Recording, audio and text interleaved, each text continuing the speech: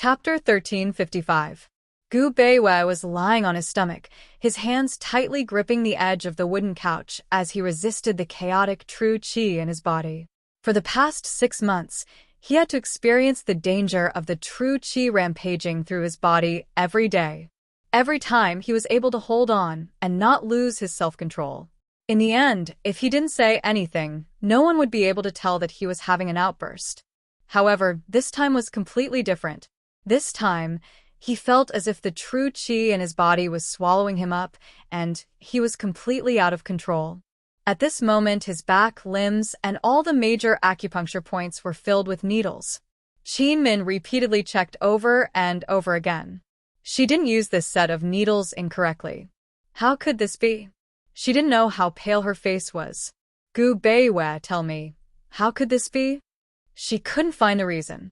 Every time he had an outburst, she would promptly administer the needles, and after the acupuncture, he would basically calm down. She knew that he had strong self-control. If it wasn't for the fact that he really couldn't control himself, he wouldn't have grabbed the wooden couch like this. Seeing Gu Beiwei enduring so much pain, she didn't know whether to continue observing or to boldly change the set of needles. In the past 6 months, in addition to helping him with the needles, she also improved the set of special needles in the medical book. She had Peony find a few martial arts practitioners for her to try. Basically, she could confirm that the improved set of needles would be more effective than the original set in controlling internal energy. However, what was rampaging through Gu Beiwei's body wasn't internal energy, but a special type of true qi. She didn't dare to experiment on Gu Beiwei, and she didn't know whether the improved set of needles would have an effect on suppressing true qi. Now, what should she do? Wait or take a gamble? Gu Beiwei also didn't know the situation, so he couldn't answer Qin Min. The little shadow on the side silently wiped his tears. He wanted to cry, but he didn't dare to cry out, afraid that he would disturb his parents. Such a warm child. How many tears had he shed in the past 6 months? Peony and the medical assistant were anxious, but they didn't dare to disturb him. Suddenly, Gu Beiwei let go of his hands. His whole body rolled on the ground and curled up into a ball. Although he didn't say anything, it was obvious that he couldn't take it anymore. Because Gu Beiwei tumbled down, quite a few of the golden needles on his body also fell to the ground. Peony and the others hurriedly rushed forward to support him. When they turned Gu Beiwei over, everyone was stunned. Green veins popped out on Gu Beiwei's face and neck, as if they were propped up by some kind of force and could burst at any moment. Qin Min hardened her heart and made a prompt decision. Quick, help him to the bed. She threw caution to the wind. This should be Gu Beiwei's last tribulation. There was no time to delay, and there was no chance for regrets. Success and failure depended on this tribulation. Waiting and resigning to fate was not a choice. She only had one choice, and that was to change the needle technique. She sniffed and said seriously, "Xiaoyao, bring me another box of gold needles." She nimbly removed all the golden needles from Gu Beiwei's body. Then, she asked the medicine boy and the shadow to come over and help. She straightened Gu Beiwei's body. Gu Beiwei did not know what Qin Min wanted to do. He only knew that she had not given up. That's right. She would not give up. Even if he gave up, she would not give up. He gritted his teeth and endured the rampaging true qi in his internal organs. He continued to use both hands to hold on to the edge of the wooden bed. Endure. Qin Min originally wanted the medicine boy and the little shadow to tie Gu Beiwei up. Seeing him like this, her heart suddenly ached. It hurt so much that she wanted to cry. How could she forget that he was the one who could endure the most? Xiaoyao brought the gold needles over. Qin Min said, "Xiaoyao, bring the young master out. No one is allowed to come in." "Mother." The little shadow immediately hugged the pillar at the side. "I'm not leaving. You'll affect Mother." "Go," Qin Min said coldly. From the moment she saw the little shadow, he had never been serious or fierce. This time, however, he was especially fierce. If he was not fierce, he would let the little shadow face the cruelty of life and death. What could be crueler than life and death in this world? The little shadow pursed his lips, lowered his head, and silently walked out. Qin Min's heart broke when she saw his lonely and desolate little figure. Xiaoyao, look after the young master. After she finished speaking, she no longer looked at the little shadow and turned her attention back to Gu Beiyue. At this moment, Gu Beiyue was lying on the wooden bed, watching the little shadow's receding figure. When the little shadow reached the door, Xiaoyao and the medicine boy followed him out. The little shadow stood for a moment and could not help but turn back. However, when he turned back, he saw Xiaoyao closing the door. Young master, don't be afraid. Will definitely. Xiaoyao was about to comfort him when the little shadow suddenly ran out of the courtyard. He ran far away and only stopped when he reached the waterfall. Xiaoyao and the medicine boy hurriedly chased after him. Xiaoyao originally wanted the medicine boy to comfort him. After all, it was easier to communicate with children. However, before the medicine boy could get close, the little shadow let out a wail and started bawling. The sound of the waterfall was very loud. Xiaoyao and the rest were close and could hear the little shadow's cries clearly. However, Gu Beiyue and Qin Min, who were in the room, could not hear anything at all. By now, Qin Min had already started administering needles. It was a gamble that no one could predict the outcome of life or death. Meanwhile, Han Xiang had already reached the southern shore of the Ice Sea. The southern shore of the Ice Sea was the northernmost point of Cloud Realm Continent, a stretch of coastline that stretched as far as the eye could see. The highest point was more than a zhang above the surface of the Ice Sea, while the lowest point was only half a man's height above the surface. The vast Ice Sea stretched as far as the eye could see. Although the temperature on the shores was not as cold as the sea itself, it was still somewhat affected. Although it was summer, standing on the shore still gave one a feeling of being in the middle of winter. Especially when the cold wind blew from the sea of ice, that feeling was bone-chilling. The mysterious continent's coastline was twice as high as Cloud Realm Continent's, and the mysterious continent's topography was a whole level higher than Cloud Realm Continent's. Currently, Han Xiang was descending from the snow sled to meet Han Yunxi and the rest. Han Xiang had purposely dressed herself in red battle robes that matched her tall, slender figure. She looked valiant against the pristine ice. Han Yunxi wasn't wearing a dress either, but a pair of trousers of a noble purple color that showed off her status. Han Xiang had come alone, while Han Yunxi had a whole group of people standing behind her. It was hard to tell whether Han Yunxi and the rest had the advantage in numbers, or whether Han Xiang had the guts. One thing to add to the picture was that as Han Xiang walked towards Han Yunxi and the rest, she was surrounded by golden-eyed snow mastiffs. The golden-eyed snow mastiffs would never provoke humans of their own accord, but this time they seemed to have turned out in full force. Everyone was puzzled by this. If Han Xiang hadn't come, they would have started discussing the matter. But none of them were in the mood to discuss it now. Gu's eyes darted left and right, knowing full well that these golden-eyed snow mastiffs were coming for him. Still, he wasn't worried. If these little beasts dared to cause trouble, he wouldn't spare them. He would definitely push Long Feiyi out. If Long Feiyi fought in front of them, not to mention his aura, just his cold face would be enough to scare them away. After all, Long Feiyi, Han Yunxi, and Han Qin were all here. Any one of these three people was enough to make the snow mastiff submit. So, although the snow mastiffs were angry at Gu, they only surrounded him and didn't dare to get close, much less pounce on him. Gu observed for a while, then quieted down and looked at Han Xiang with everyone. Only then did he realize that Han Xiang was wearing the same red robes as him. TSK, the same color. He laughed. She's probably a beautiful lady. Qi brother, you'll always be the most beautiful. Mu Ling, hurriedly said. Jin Zi was expressionless. He really didn't mind Mu Ling, using the word beautiful to praise other men, especially Gu. The corner of Gu's mouth twitched. He didn't even bother to reply to Mu Ling or his praise. He casually muttered, Poison lass, if she's afraid of being bullied in our territory, why doesn't she fight on the frozen sea? It takes a lot of energy to fight on the frozen sea, okay? Han Yunxi rolled her eyes. The frozen sea was too cold. Fighting on the frozen sea was far more exhausting than fighting outside the frozen sea, so it was more strenuous. Everyone is exhausting, so there's no difference, Gu said again. Since there's no difference, why go and suffer in the cold? Tang Li couldn't help but interrupt. At this time, Han Xiang had already walked closer. Only then did everyone see her face clearly. Gu blurted out, Senior Han, she's Han Xiang? Did we get the wrong person? No, Han Chen said coldly. Gu was stunned at first, then he began to chuckle strangely. Although no one laughed, they all knew what he was laughing about. When Han Xiang was still a distance away, everyone thought that she was a beauty when they saw her figure and her valiant battle uniform. But in reality, Han Xiang's appearance was indeed hard to compliment. Tang Li said cheekily, Shao Qi, if I'd known, I would have made a bet with you. Han Yunxi turned around and said coolly, Why are you gossiping?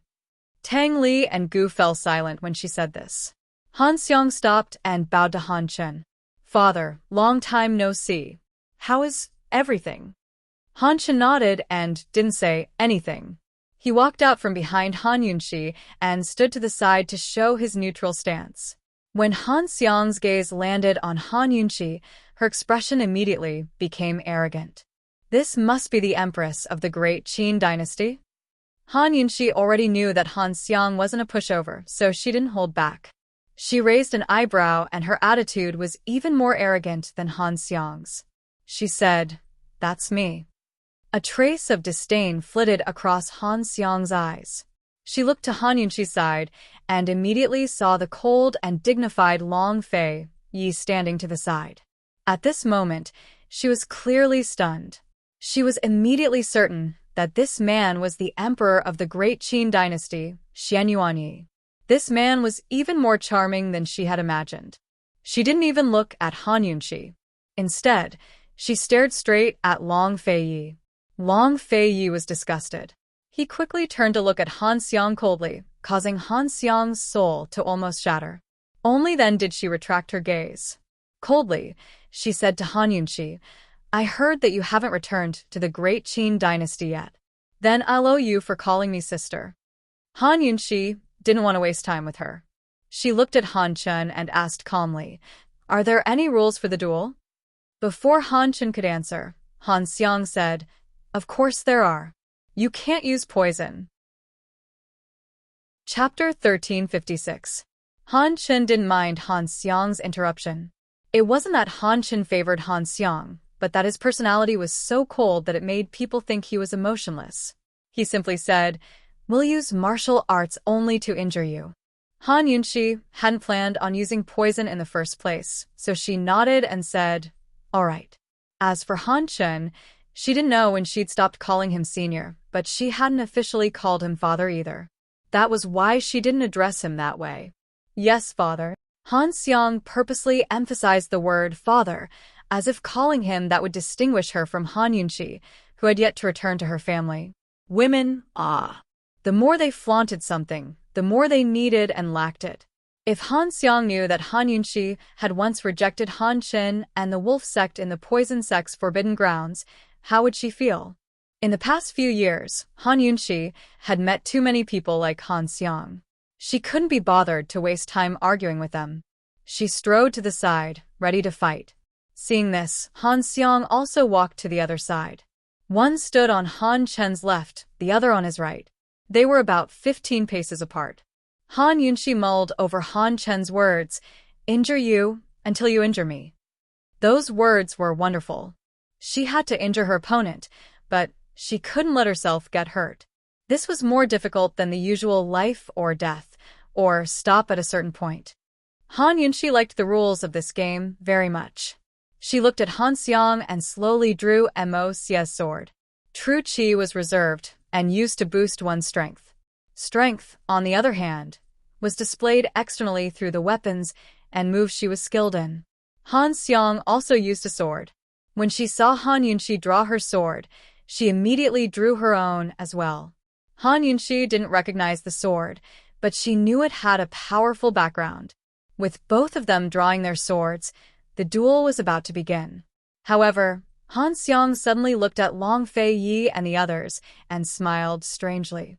Great Qin's Empress, since you have so many supporters, Why don't we add another bargaining chip? Otherwise, how boring would it be for everyone? Han Yunxi looked at Han Chun. Seeing that Han Chun was unmoved, she knew that Han Chun wouldn't care about this matter. Very good, since Han Chun didn't care, she could deal with him without worry. She asked, "What do you want to add?"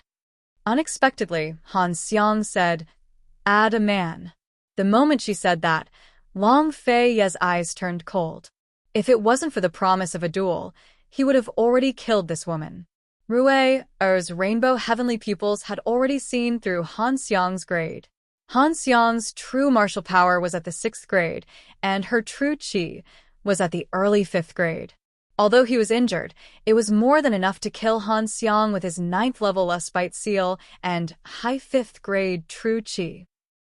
As for Han Yunxi, her true qi was also at the early 5th grade, but Han Yunxi's Phoenix Qi was at the 7th grade, a full level higher than Han Xiang's. Although the two of them were both early 5th level experts, Han Yunxi's strength was a cut above Han Xiang's. By the time Rui saw through Han Xiang's strength, the duel had already been decided. Before Han Yunxi could reply, Long Fei spoke up. "Yunxi, end this quickly." It was almost an order. All right. Han Yunxi knew Long Fei's disgust. But Han Xiang only laughed. "Aya, if you don't dare to add, why did you agree to my terms just then? We've only met sisters for the first time, so how could you go back on your word and hurt your little sister?" A complicated look flitted past Han Yunxi's eyes. She had a strange feeling that this woman wasn't just here for the duel, but for another purpose. It was only a few sentences, but it was full of provocation. What did she want to do? "I've never used men as bargaining chips. Moreover, you don't have any men who can catch my eye," Han Yunxi said coldly. Han Xiang was at a loss for words at her words. She had to admit that she couldn't find a man more moving than Long Fei. Han Yunxi smiled coldly. "If you want to add chips, sure. I'll give you the time it takes to brew a cup of tea to find what you have that catches my eye. Otherwise, don't waste words." Since Han Chun wasn't in charge, and this woman was so arrogant, she didn't mind teaching her a lesson before the duel began. "Sword," Han Xiang immediately said. "If you lose, leave your Immerse behind. If I lose, my—" Han Yunxi immediately cut her off. You know Immerse. Sorry, I'm not interested in your sword. Look carefully, this is the green flame treasured sword," Han Xiang said arrogantly. Han Yunxi had actually heard of this treasured sword before. It was indeed a treasured sword, but she didn't want to recognize it. She said, "Never heard of it." When she said this, the group of people behind her almost laughed. When Han Xiang said the two words "Immerse," she was destined to lose this battle of words. Han Xiang's eyes were filled with anger. She had purposely wanted to provoke Han Yunxi and annoy Han Yunxi, who knew that she would be angered to death with just a few words. She had no other choice but to calm herself down. No matter what, she had to infuriate Han Yunxi. This was the key to the outcome of this duel. She thought for a moment and said arrogantly, "Han Yunxi, the loser will kowtow to the winner 3 times. How about that?" Han Yunxi immediately looked at Han Chun. She had to admit that Han Xiang's condition of kowtowing in front of her father was really laughable. Unfortunately, Han Chun was still unmoved. He didn't care about how they dueled. He only wanted the result. "There's no need for kowtowing. The loser will receive a slap. How about that?" Han Yunxi asked coldly. Kowtowing wouldn't cripple someone, but her slap would definitely cripple someone. She really wanted to slap Han Xiang when she saw the way Han Xiang looked at Long Fei. Okay. Han Xiang agreed, without hesitation. She thought to herself, Han Yunxi really dared to gamble. A person who recognized her father halfway and started to cultivate vital energy actually had the guts to compete with her, who had cultivated vital energy since she was young. She didn't know Han Yunxi's background, but she was very confident in her own. Then, let's begin. After Han Yunxi said that, she suddenly flew up and attacked Han Xiang with her sword. Who knew that Han Xiang didn't accept the challenge? Instead, she dodged and avoided Han Yunxi's attack. This first move made Han Yunxi puzzled. What was this woman scheming? Han Yunxi attacked another 3 or 4 times, but Han Xiang actually dodged again and again. She even ran far away and didn't attack. There was no time limit for the duel. Could it be that Han Xiang wanted to drag it out and tire her out before attacking? Long Fei Yi wanted to end the battle quickly. So did she. Moreover, she also had the ability to end the battle quickly. Your Majesty, you're so fierce. Han Xiang laughed. Don't worry, I'll only be fierce once. Han Yunxi laughed lightly. She had to end Han Xiang with this move. She raised Immerse's sword with both hands and unreservedly used the power of the phoenix. All of her strength gathered on Immerse's sword under the impetus of her vital energy. For a moment, Immerse's sword light shone brightly. In this sword light, the image of a phoenix appeared. How powerful was the power at the tip of her foot? Everyone was dumbfounded. Even Long Fei Yi had never seen Han Yunxi erupt with such a powerful force. Han Chen frowned and muttered to himself, "The power of the phoenix is indeed extraordinary." Everyone was staring at Han Yunxi. No one noticed that Yen who was standing beside Long Fei Yi, was acting very strangely. She stared at the phoenix image in the sword light with a dazed expression, as if her soul had been taken away. Her small hands clenched into fists, as if some kind of power was gathering on her small fists, causing her to tremble because she couldn't bear it. She was dumbstruck. In that instant, her mind went blank. She was very clear that Long Fei Yi possessed the power of the lust bite, but she never thought that Han Yunxi possessed the power of the phoenix. The power of the phoenix was much more noble than ordinary powers. It possessed the domineering aura of a king that ordinary powers didn't have. Furthermore, looking at the power that Han Yunxi was erupting at this moment, the grade of this power was far above her true martial power. She couldn't escape. No, she couldn't. Looking at Han Yunxi's sword fiercely chopping down, Han Xiang seemed to have suddenly understood something. She turned around and ran. As she ran, she shouted, "No! Father, save me! The He clan is scheming. Father, save me!" Han Xiang's voice was very loud and everyone heard it clearly. But no one reacted and didn't know what Han Xiang was saying. Only Han Yunxi, Long Fei Yi, and Gu knew about the He clan. The He clan was a large clan in the western part of the mysterious continent. The patriarch of the He clan, He Xiaotian, had lost to Han Chen by only one move in the last Mysterious Continent's expert ranking tournament. It was rumored that He Xiaotian had been defeated by an illness at that time. In other words, if he had performed normally, not only would he have defeated Han Chen, he might even have entered the top 3 of the Mysterious Continent's expert ranking. The He clan was scheming? What did the 10-year agreement between Han Yunxi and Han Xiang have to do with the He clan? What kind of scheme could the He clan be scheming? No one could figure it out. Moreover, no one could think carefully in such a short time. Han Yunxi didn't even have time to hesitate.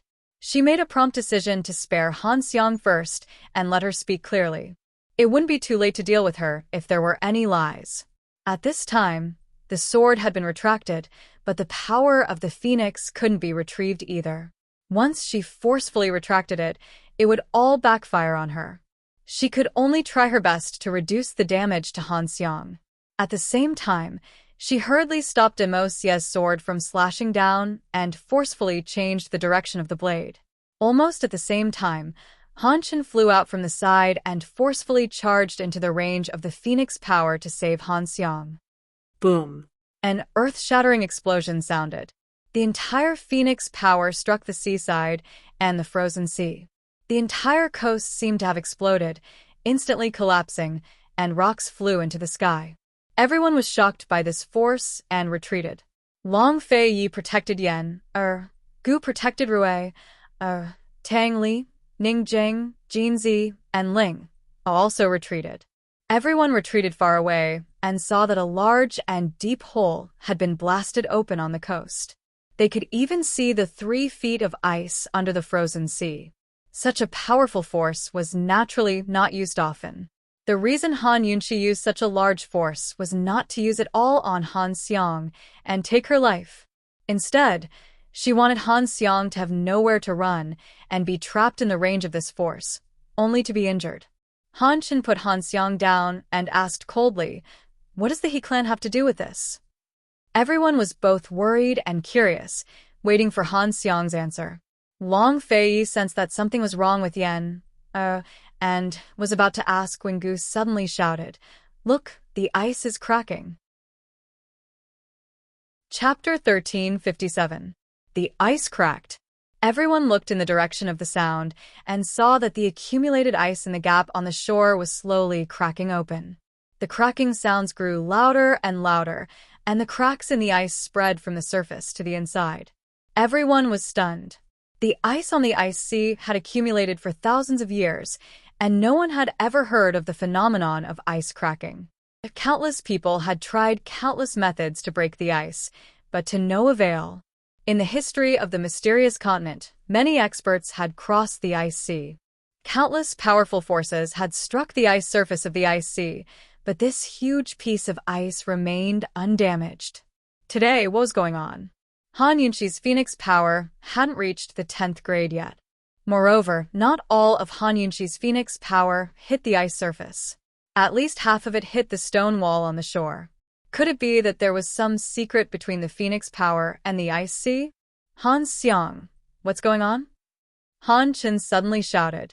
Everyone was frightened, including Han Xiang. No one had heard Han Chen's voice so stern, and they had never seen him so angry.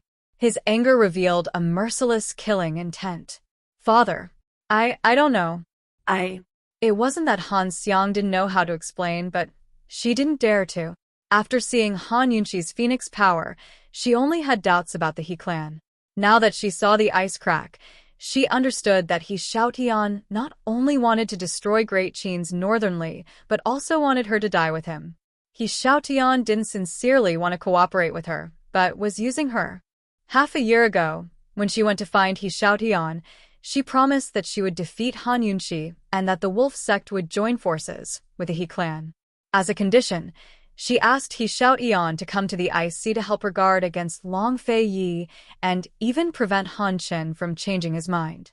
If Han Chen changed his mind, she would kill him on the southern shore of the ice sea and not let anyone in the wolf sect know about it.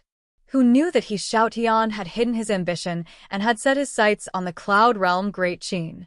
He Xiaotian knew the Great Qin very well, and he had investigated Long Fei Yi and Han Yunxi thoroughly.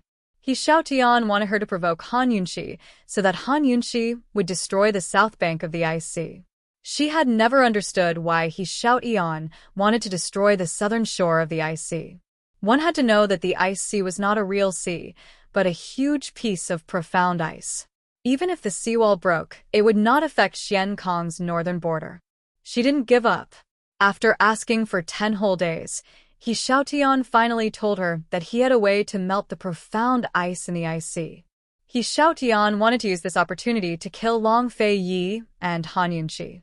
He wanted the ice water of the ice sea to drown the entire northernly grassland and wanted the Qin monarch to die.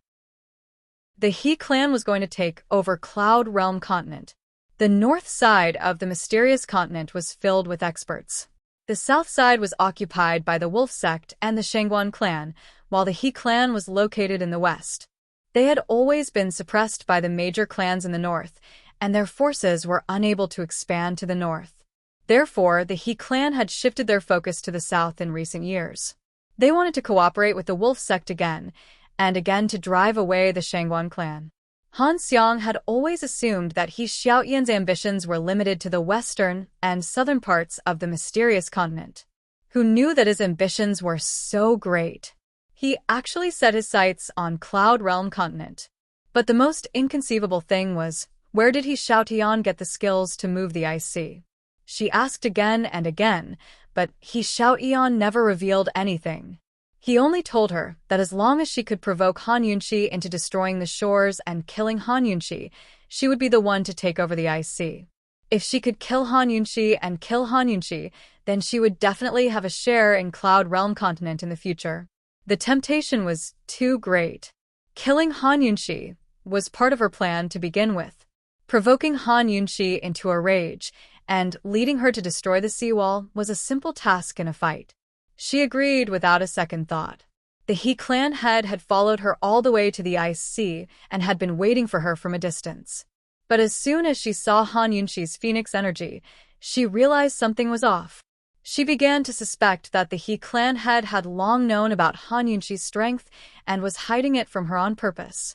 Now that she saw the cracks in the ice, she was certain that He Xiaotian was only using her to lure out the phoenix energy so she could die at Han Yunxi's hands. "Speak," Han Chen said sternly. "Father, Han Xiang was flustered as well. How could she dare to tell her father about her collusion with the He clan head?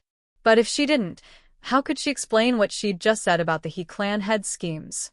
On the other side, the ice cracked faster and faster, as if someone had made a hole in a huge mirror. This hole began to crack in all directions. The cracks spread faster and faster, gradually becoming unstoppable. Han Xiang was still stammering when the cracking sounds grew louder and more urgent. Everyone couldn't help but look back at the ice sea at the same time, only to see that the entire surface of the ice had cracked open. The densely packed cracks were enough to frighten anyone who saw them. As the ice spread, the entire shoreline began to crumble as well. The surrounding golden ice snow sleds cried out as they fled in all directions. "Is the ice sea going to melt? Will it flood?" Gu Qishao muttered to himself. His words reminded everyone. After the ice melted, the water might not gush out of the ice sea, but there were thousands of years of accumulated snow on the surface of the ice sea. Many of them had piled up into mountains. The amount of accumulated snow couldn't be estimated. When the snow melted into water, it would greatly increase the amount of water in the ice sea. Now that there was such a large hole in the seawall, and the entire seawall was collapsing along with the ice cracking, if the ice sea really melted, the water from the ice sea would definitely pour into the northernly grassland on the southern shore. At least, the grassland to the north of the northernly snowy mountains would become a vast ocean. Including the winter crow grassland, there were more than 100,000 herdsmen living on this grassland and many troops stationed there. The situation was serious. Although there were still many things they didn't understand, everyone more or less knew about the He clan head scheme that Han Xiang had mentioned. Long Fei didn't have time to ask Yen'er in detail and only thought that she was afraid. He very decisively handed Yen'er over to Gu and said coldly, "Take Yen'er and Rui'er away." He turned to Jinzi and said, "Retreat. Tell all the herdsmen to retreat to the south of the snowy mountains. The sooner the better." Jinzi nodded without hesitation. This official obeys. Among the tigers that Jinzi could control, only the poisonous tiger, Big White, was the most special. However, even Big White was nothing compared to the martial power of the mysterious continent. The only ones that could truly resist the martial power of the mysterious continent were those strange beasts in the Black Forest. Mu Ling really didn't want to leave, but there was no use in staying. She didn't dare to say much. She glanced at her sister and brother-in-law and decisively left with Jinzi. Tang Li stared blankly. Ning Jing stepped on his foot. "Go help. Why are you in a daze?" Tang Li muttered. "Help who?" "Help Jinzi. Hurry." Ning Jing was very anxious. If the water from the frozen sea really flowed into northernly, it would be an extremely terrible disaster. Tang Li naturally knew that he wouldn't be of much help if he stayed. The most important thing he should do was to help Jinzi. However, as he watched the vast frozen sea continuously shatter and listened to the sound of the frozen sea getting louder and louder, he felt an indescribable fear in his heart. He looked at Ning Jing and muttered, "Then what about my brother and sister-in-law?" This question stumped Ning Jing. Even a fool would know that a fierce battle was unavoidable. The He clan that Han Xiang mentioned must be hiding nearby. What kind of person could cause the frozen sea to crack? Perhaps even Han Chen couldn't do anything to them. Moreover, Han Chen and Long Fei had expended a lot of true energy to save Gu Beiyue. Both of them had yet to recover. Ning Jing didn't know how to answer. At this moment, Long Fei looked back and said coldly, "Tang Li, why aren't you leaving?" Brother, I don't. The moment Tang Li said the word no, he was interrupted by Long Fei. Go immediately and help Jinzi. Jinzi goes south and you go west. Go to Wintergrow Grassland. As Long Fei spoke, he threw a token over. Seeing this token is like seeing me. Go quickly. Tang Li gritted his teeth before pulling Ning Jing onto the horse. Gu carried Yan in one hand and held Rui in the other. He hadn't left yet. Long Fei glared at him coldly. Gu didn't say anything and turned to leave. In his panic, he didn't notice Yan-er's abnormality. As for Rui, he looked back as he ran. He didn't want to leave at all. He was just afraid that Imperial Father would chase him away, so he pretended to leave with his godfather. Han Xiang was still hemming and hawing. Han Chun was about to make a move when, unexpectedly, Han Yunqi suddenly rushed forward and slapped Han Xiang, throwing her to the ground. What's going on? Are you going to tell me? Where's the He family? What do they want to do? Han Xiang's face was almost slapped crooked. She didn't expect this, and anger surged up. But when she saw Han Yunqi rushing in front of her, she was shocked by Han Yunqi's aura. She hurriedly climbed up and pounced to the side to grab Han Chen's leg. Father, I was forced. He Xiaotian forced me to provoke Elder Sister and make Elder Sister destroy the southern shore of the ice sea. I don't know what they want to do. I really don't know. They're in the ice sea. Father, you go and ask them. Go quickly. Your daughter was forced.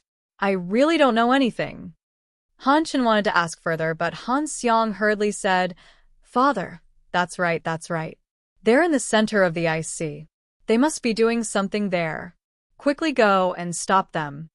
Han Chen's brows were tightly knitted, as cold as an inviolable deity.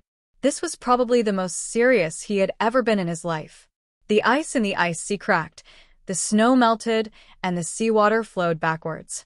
These were the foreseeable consequences. One must know that the ice sea had always been a mysterious place with many unexplainable mysteries. Now that the ice sea was about to melt, only God knew what incalculable consequences would occur. What kind of disaster would it cause to the two mainlands of Cloud Realm and Mysterious Realm? Han Chen didn't say another word and flew towards the ice sea. It was useless to question Han Xiang. He could only find out what was going on when he saw He Xiaotian. Seeing Han Chen leave, Long Fei and Han Yunqi hurriedly chased after him. They didn't have time to question Han Xiang.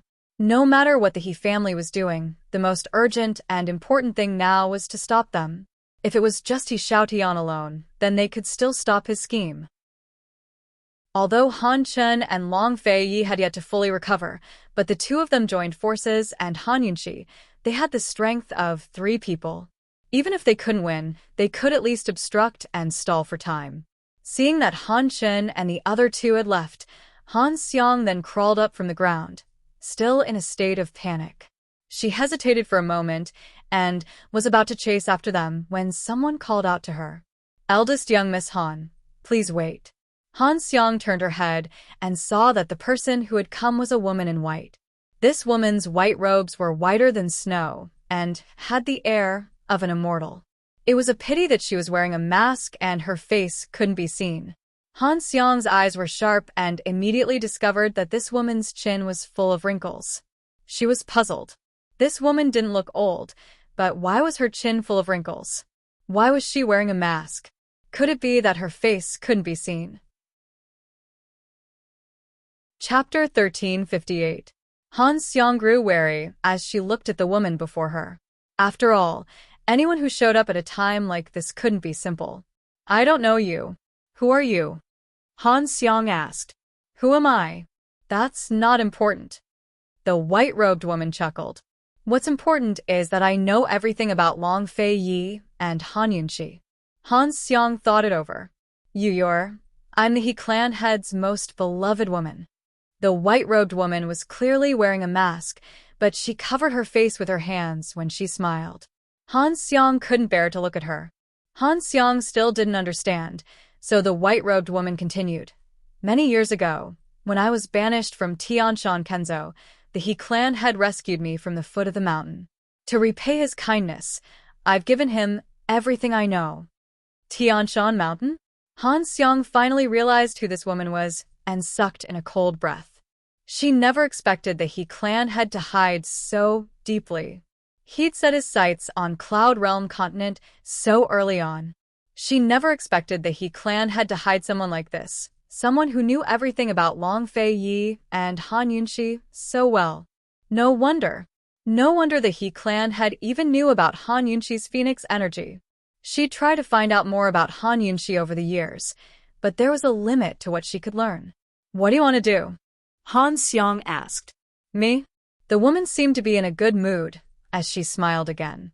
I just saw how pitiful you are and came to point out a path for you. Han Xiang's eyes flashed coldly. She was very clear that she was stuck between a rock and a hard place. If the He clan head was so scheming, then he had no plans to cooperate with her. It'd be even harder for her to explain things to Han Chen. Capture those two little ones.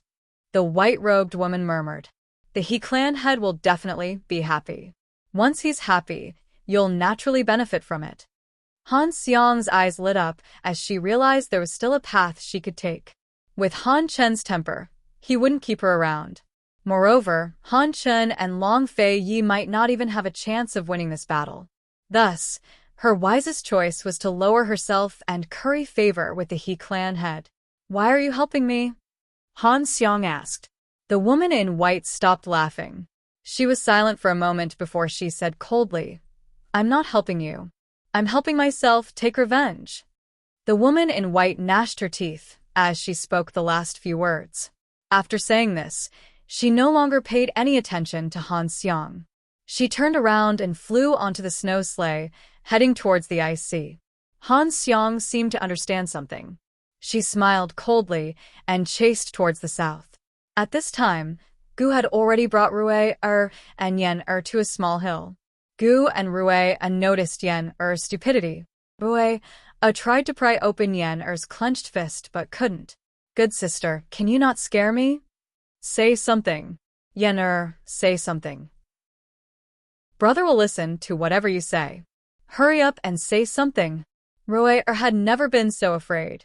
He originally wanted his godfather to take Yan away so that he could go back and help his father. But now, he couldn't care about anything else. He looked at Gu and asked in a choked voice, Godfather Yan, what's wrong with Yan Gu looked calm but was actually more anxious than Rui He also tried to pry open Yan clenched fist, but he didn't know where this girl got the strength to hold it so tightly. Suddenly, Rui exclaimed, Godfather, I feel. He stopped and looked at Yan fist, not saying anything for a long time. What? Gu asked anxiously. There's a very strong force. It's very similar to my mother's. Rui was in disbelief. Gu was stunned and exclaimed, Don't tell me it's really 100 birds paying homage to the phoenix. When Yan was born, there was a strange phenomenon of 100 birds gathering, as if to welcome Yan birth. Because it was winter, most of the birds migrated south, hence the name Xianyuan Yan. Long Fei Yi and Han Yunxi both suspected that it had something to do with Han Yunxi's phoenix power, but now it seemed that it had nothing to do with it. Instead, it was because Yan was born with the power of the phoenix. The power of the phoenix couldn't be cultivated no matter how hard one tried. It was innate and hidden in the body. In other words, Han Yunxi's phoenix power was also innate. However, when Han Yunxi was born, there wasn't a strange phenomenon of 100 birds paying homage to her. Instead, Mu Xian died in childbirth. Why was that? Everyone had always thought that Mu Xian's death was caused by someone. However, after the truth about Bai Yanqing came out, everyone believed that Mu Xian's death wasn't caused by someone. They both had the power of the phoenix, so why would Mu Xian have a difficult birth? And when Han Yunxi gave birth to Yan, there was a strange phenomenon. There must be a reason. Gu didn't have time to think about it. He was confused about Yan's situation, so he could only wait here. If something happened to Yan, at least Long Fei Yi and the rest could rush over in time. He had to admit that he was a little worried. Yan was so young and didn't practice martial arts. If the power of the phoenix really exploded, how could she withstand it? Just as Gu and Rue were worried, Han Xiang came to find them. Her attention had been on Long Feiyu before, but now that she looked at Gu seriously, she realized that this man was so handsome that it made people jealous. Gu and Rue were nervous when they saw her. Rue could clearly see how strong she was. "Godfather, it's good that little shadow is here." Rue whispered as he stood in front of Yen, protecting her behind him. "Why aren't you running? Take your sister to the IC. I'll hold her back," Gu said as he stood in front of Rue, protecting the two children behind him. For Han Xiang to come here alone, Poison Lass, and the rest must have been locked in a fierce battle with the He family. Since Han Xiang came here, she wouldn't let the two children off easily. They continued to flee south, but Han Xiang caught up with them before long. So even if they knew that the north was dangerous, even if they knew that it would disturb Poison Lass and the rest, they could only flee north. This was the only way. "Godfather, run with us." Although unwilling, Rue still said the word run. At this moment, he really missed Little Shadow. If Little Shadow was here, he could take Yen away. "Rue, you should be sensible now. Stop talking nonsense, let's go," Gu said in a low voice. Rue gritted his teeth, picked up the wooden yen and fled north. Han Xiang wanted to give chase, but Gu immediately flew over and blocked her way with his back facing her. "Seeing that you're good-looking, I'll give you a chance. Scram. Otherwise, don't expect me to be merciless," Han Xiang said loftily. Gu looked back and smiled flirtatiously. It had to be said that this smile made Han Xiang's heart drunk. Han Xiang was a true love-struck fool, always wanting to take good-looking men for herself. Otherwise, she wouldn't have the hobby of keeping male pets. "Miss Han, you're so good-looking. What's wrong with dying for a few more glances at you?" Gu said jokingly. Han Xiang clearly knew that Gu was doing it on purpose, but she really couldn't resist this tempting compliment. She sneered and said, "Are you going to scram or not? If not, wait for your death." Gu walked over step by step, smiling wickedly. As the saying goes, even if you die under a peony, you'll still be a romantic ghost. "Miss Han, since you want to kill me so much, why don't you let me be a romantic ghost? How about that?"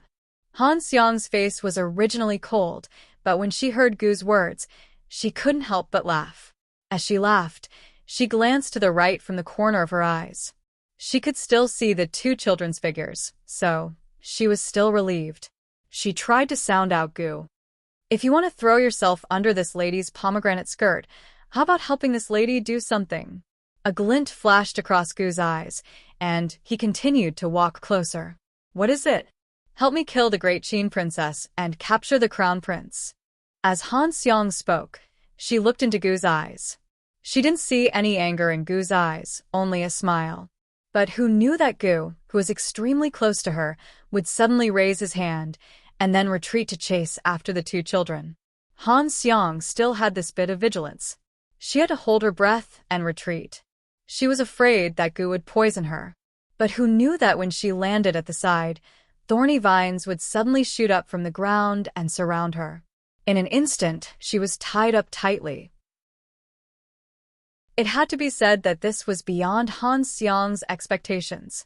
She was stunned for a moment, and Gu used this time to catch up with Rue and Yen, walking towards the IC with them. Han Xiang quickly recovered and struggled free of the thorny vines. Who knew that as soon as she broke free, thorny vines would immediately shoot out from the ground and surround her again. Gu actually didn't have many bloodvine seeds left, and only God knew how many he had used. Han Xiang was entangled by the bloodvines for a long time, and Gu successfully brought the two children to the IC. But when they arrived, they realized that the golden-eyed snow mastiffs had long run away, and the IC was fragmented, with dense and deep ravines. "Rue, let's go." "Godfather, let's go all out." Gu and Rue spoke at the same time. Gu could only pray that Poison Lass and the rest hadn't gone too far.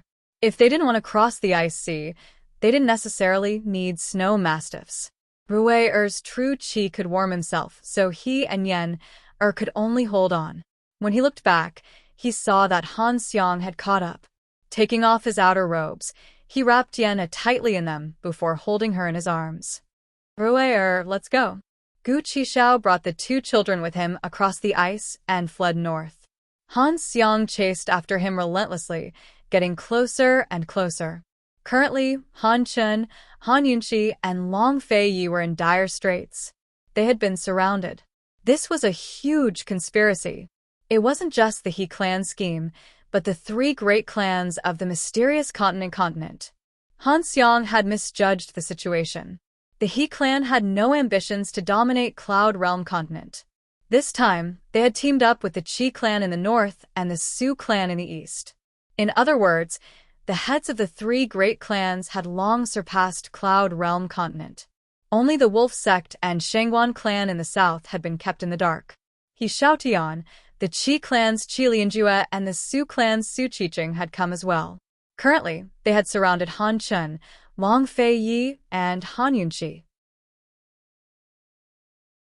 Chapter 1359. They thought it was just He Xiaotian, but it turned out to be such a terrifying plot. The three clan heads were all much older than Han Chun. Their hair was all white, but they were still full of energy and vigor. Han Yunqi and Long Fei Yi exchanged glances at the sight, knowing that things had taken a turn for the worse. The He, Qi, and Su clans, along with the Shangguan clan in the south of Xiankong continent, were known as the four great clans of the continent.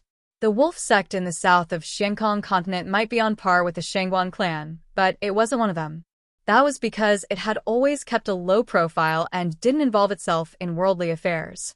It was only after Han Xiang took over as Han Chen's successor that the Wolf sect began to show its faces in the affairs of the southern cities. Actually, He Xiaotian had secretly met with the Shangguan clan head in the early years to probe the man's intentions towards Cloud Realm continent.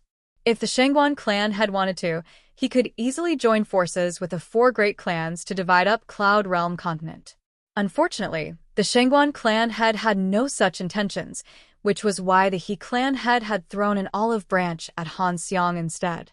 Han Xiang wasn't as strong as Han Chen, so she was nothing more than a chess piece in the eyes of the three clan heads. Moreover, the three of them had another secret besides Cloud Realm continent, a gargantuan secret. It was the secret of the Ice Sea, a secret that the three of them had spent over a decade working together to solve. The fewer people who knew, the better. In their eyes, Han Xiang didn't have the right to know the secret. Currently, the ice on the Ice Sea was still cracking apart. Standing on the surface of the water, it really did feel like the ground was crumbling apart. But no one had the time to worry about such a terrifying sensation. Han Chun, Han Yunqi, and Long Fei Yi were surrounded by the three clan heads. Leaving aside the fact that Han Chun and Long Fei Yi were still recovering, they had no chance of winning even if they hadn't used up their true qi in front of Gu Beiwei. After all, Long Fei Yi and Han Yunqi had no idea who the three clan heads were. Long Fei Yi and Han Yunqi had been cultivating their true qi for about 10 years. With their current strength, they could only be ranked in the top 5 of the new rankings. On the other hand, these three patriarchs were the top experts on the mysterious continent. They were all in the top 10 of the mysterious continent's experts ranking. Han Chen was ranked 5th on the Mystic Sky Realm experts ranking. The He family head was ranked 6th, the Su family head Su Qiqing was ranked 7th, and the Qi family head Qi Lianjue was ranked 4th. Their strength was unimaginable. As long as Qi Lianjue restrained Han Chen, either He Xiaotian or Su Qiqing could easily kill Han Yunqi and Long Fei Yi. It was obvious that a head-on fight was not going to work. Han Yunqi and Long Fei Yi stood back to back, while Han Chen stood on their right. Facing the three patriarchs, the three of them were on guard. These three clans have joined forces. If they wanted to kill us, they would have done so long ago. There's no need for them to go through so much trouble, Han Yunqi said in a low voice. It must have something to do with the melting of the Ice Sea and Phoenix power, Long Fei Yi said in a low voice. They did not know what Han Chen was thinking, but at least Long Fei Yi and Han Yunqi had the same guess. Since they could not fight head-on, they could only outsmart them. Han Yunqi said coldly, I've long heard of the mysterious continents, 4 patriarchs. Haha, I didn't expect that after meeting you today. You're such shameless old beasts who bully the weak and launch sneak attacks. The three patriarchs were still indifferent even after being scolded to this extent. They seemed to be waiting for something and were not in a hurry to make a move. What were they waiting for? How could they hold back such insults? Han Yunxi was suspicious. Long Feiyi said in a low voice, "It doesn't seem like they're surrounding us. It's more like..." At this moment, Han Chen suddenly drew his sword. Kill. Unexpectedly, the three patriarchs actually retreated in unison. They still had no intention of making a move and only looked at them. Strange. What are they waiting for? It must have something to do with the melting of the ice. Han Yunxi was certain. Who would have thought that as soon as she finished speaking, the ice beneath her feet suddenly moved. The three of them immediately flew up into the air, and after they flew up, the small piece of ice beneath their feet actually collapsed. A giant hole appeared in the shattered ice, so deep that they couldn't see the bottom. Inside, they could see a cold gleam of light. After the hole appeared, the entire ice sea began to shake like an earthquake. The shaking became more and more intense. The ice that was already fragmented began to collapse and melt in large areas due to the violent shaking. Just at this time, the three patriarchs also soared into the sky. The three of them actually combined their strength and sent an incomparably powerful force into the ice hole at the speed of lightning. Only the heavens knew how deep the ice hole was. When this power entered the ice hole, there was no echo. There must be a secret behind the melting of the ice sea. They're speeding up the melting process. It has to be. Han Yunxi exclaimed in alarm. With these people's martial prowess, they didn't need to do this to kill her and Long Feiyi or take over Cloud Realm continent. Their true goal was to melt the ice sea. Drowning out the northern regions of Cloud Realm continent was just a small goal, but there had to be a bigger secret behind it. There had to be. Stop them.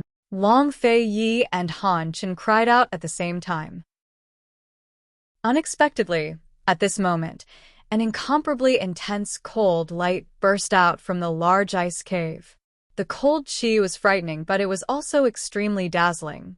Amidst the cold light, a palm-sized spherical ice crystal slowly rose from the ice hole.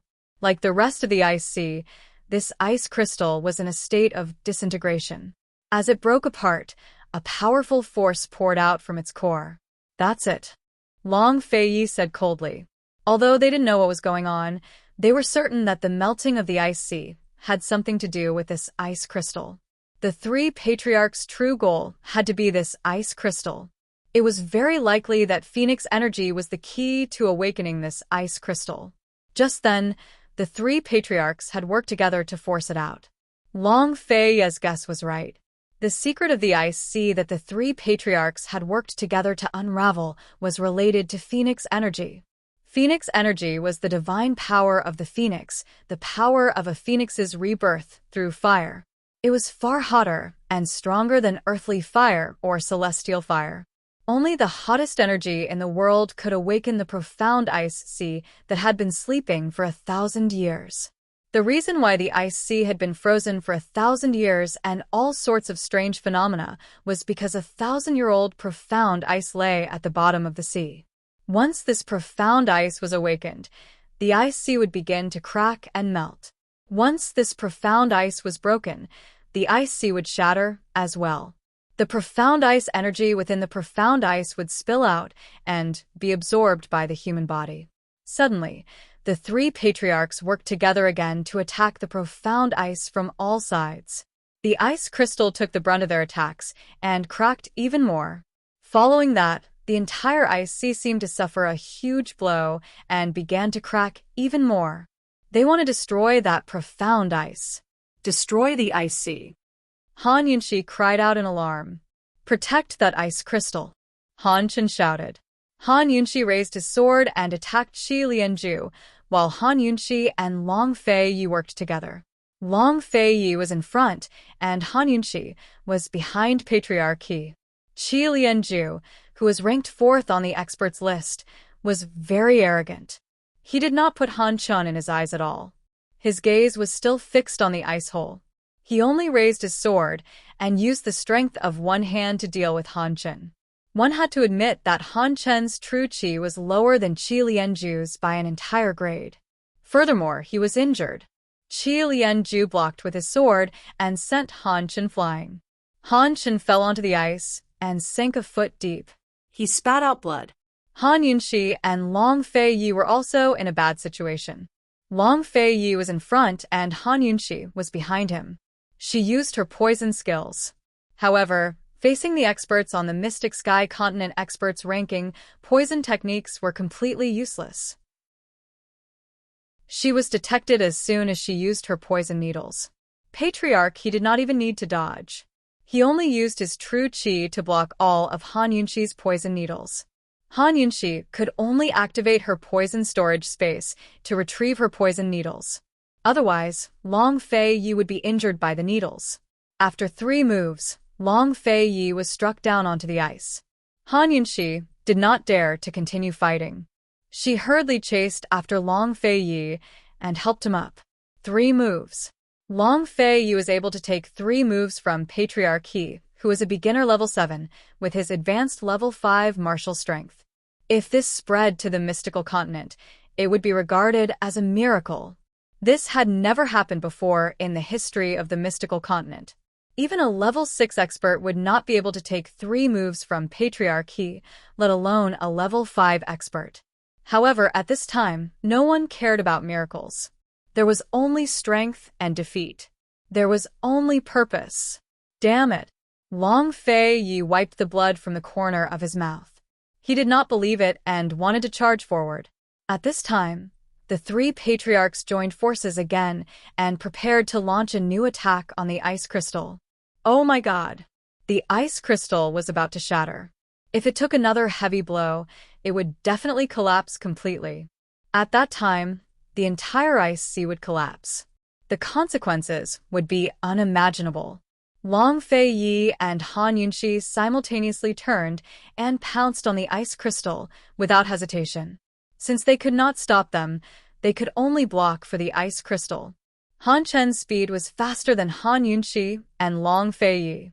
Just as the attacks from the 3 family leaders were about to land on the ice crystal, Han Chen landed in front of the ice crystal. He endured the terrifying frost energy emanating from the ice crystal as he took the brunt of the attacks from the 3 family leaders. In an instant, blood gushed out of Han Chen's mouth.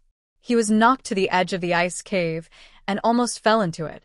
Only the heavens knew how much damage he had sustained. He lay on the ground, blood slowly flowing from his body and dyeing the ice red. Father-in-law, father. Long Fei Yi and Han Yunxi called out at the same time. Perhaps this was the most heartfelt greeting at this moment. For the past 10 years, they would drink tea together at the mountainside of the Heavenly Fragrance Tea House every spring. Every summer, they would teach Rui, a martial arts in the forbidden area of Clear Breeze Mountain. At the end of every year, Long Fei Yi would send someone to leave a New Year's gift in the secret cave of Clear Breeze Mountain. On the first day of the new year, Long Fei Yi, Han Yunxi, and the 2 children would receive red packets. Even Tang Zijin did not dare and had no right to give Long Fei Yi a red packet. Long Fei Yi had forgotten how old he had been since he last received a red packet from an elder. No matter how cold he was and how strong he was in martial arts, after 10 years, regardless of the 10-year promise, Han Chen was already family to them. Chapter 1360. Father. Han Yunxi knelt on the ice and pulled her father to his feet. Father, what's wrong? What's wrong? Han Chen's face was pale and his body was covered in blood, but he couldn't care less. He frowned at Han Yunxi's teary eyes. His tone was as cold as ever as he reprimanded Han Yunxi. You're already a grown woman. Why are you crying? Han Yunxi had been calm at first, but when she heard that, she couldn't hold back her tears any longer. His icy reprimand was so affectionate. Long Fei Yi watched from the side as blood seeped out of Han Chen's body and soaked his clothes. He knew that Han Chen was most likely going to die. Those 3 waves of energy had been unleashed by the 3 patriarchs with all their might. Even the ice crystals would shatter, let alone a human. By now, all three patriarchs had unsheathed their swords. Han Yunxi and Long Fei Yi could feel a powerful energy gathering around them. Han Qin could feel it as well. This energy was far more terrifying than the previous one. If this energy were to hit the ice crystals, the frozen sea would turn into a vast ocean. The grasslands of northern Li would soon be submerged. We have to stop it even if we can't, Long Fei Yi said coldly. Just as Long Fei Yi was about to charge forward, Han Qin pulled him back and whispered, I'll leave the frozen sea to you. Tell little you or not to wait any longer. As soon as Han Qin finished speaking, he dragged his severely injured body up into the air and stood in front of the ice crystal once again. Cold, Patriarch Qi finally spoke up. Han Qin, go and cultivate. I'll spare you this once, because you're of good quality. Now scram. Han Qin was much younger than Patriarch Qi, but when he looked at Patriarch Qi from the same height, he was more dignified than Patriarch Qi. Coldly, he said, I don't care what you want to do, but you must pay the price for breaking the 10-year promise of the wolf sect. Ha ha ha, Han Qin, you want to fight with Elder Qi? Clan head, he laughed loudly. Han Qin ignored him. He intertwined his hands together and made a very strange gesture. No one knew what he was going to do, including Patriarch Qi and the other two. However, everyone could see that Han Qin was gathering all of his power in his hands. It was obvious that he was giving it his all. The Qi family patriarch looked at Han Qin from above, as if he was looking at a loser who had overestimated himself. The He family patriarch sneered, as if he was waiting to see a good show. Family head Su was even more disdainful of Han Qin. His attention was completely focused on the ice crystals. Father, what do you want to do? Han Yunxi didn't even have time to think about the meaning of the words, don't let little you wait. Long Fei Yi frowned. He seemed to have realized something. He cried out, Father-in-law, you can't. Long Fei Yi didn't have time to stop him.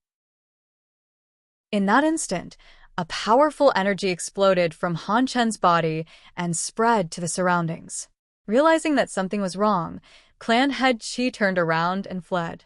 Before the He family patriarch and the Su family patriarch could react, they disappeared into thin air with Han Qin.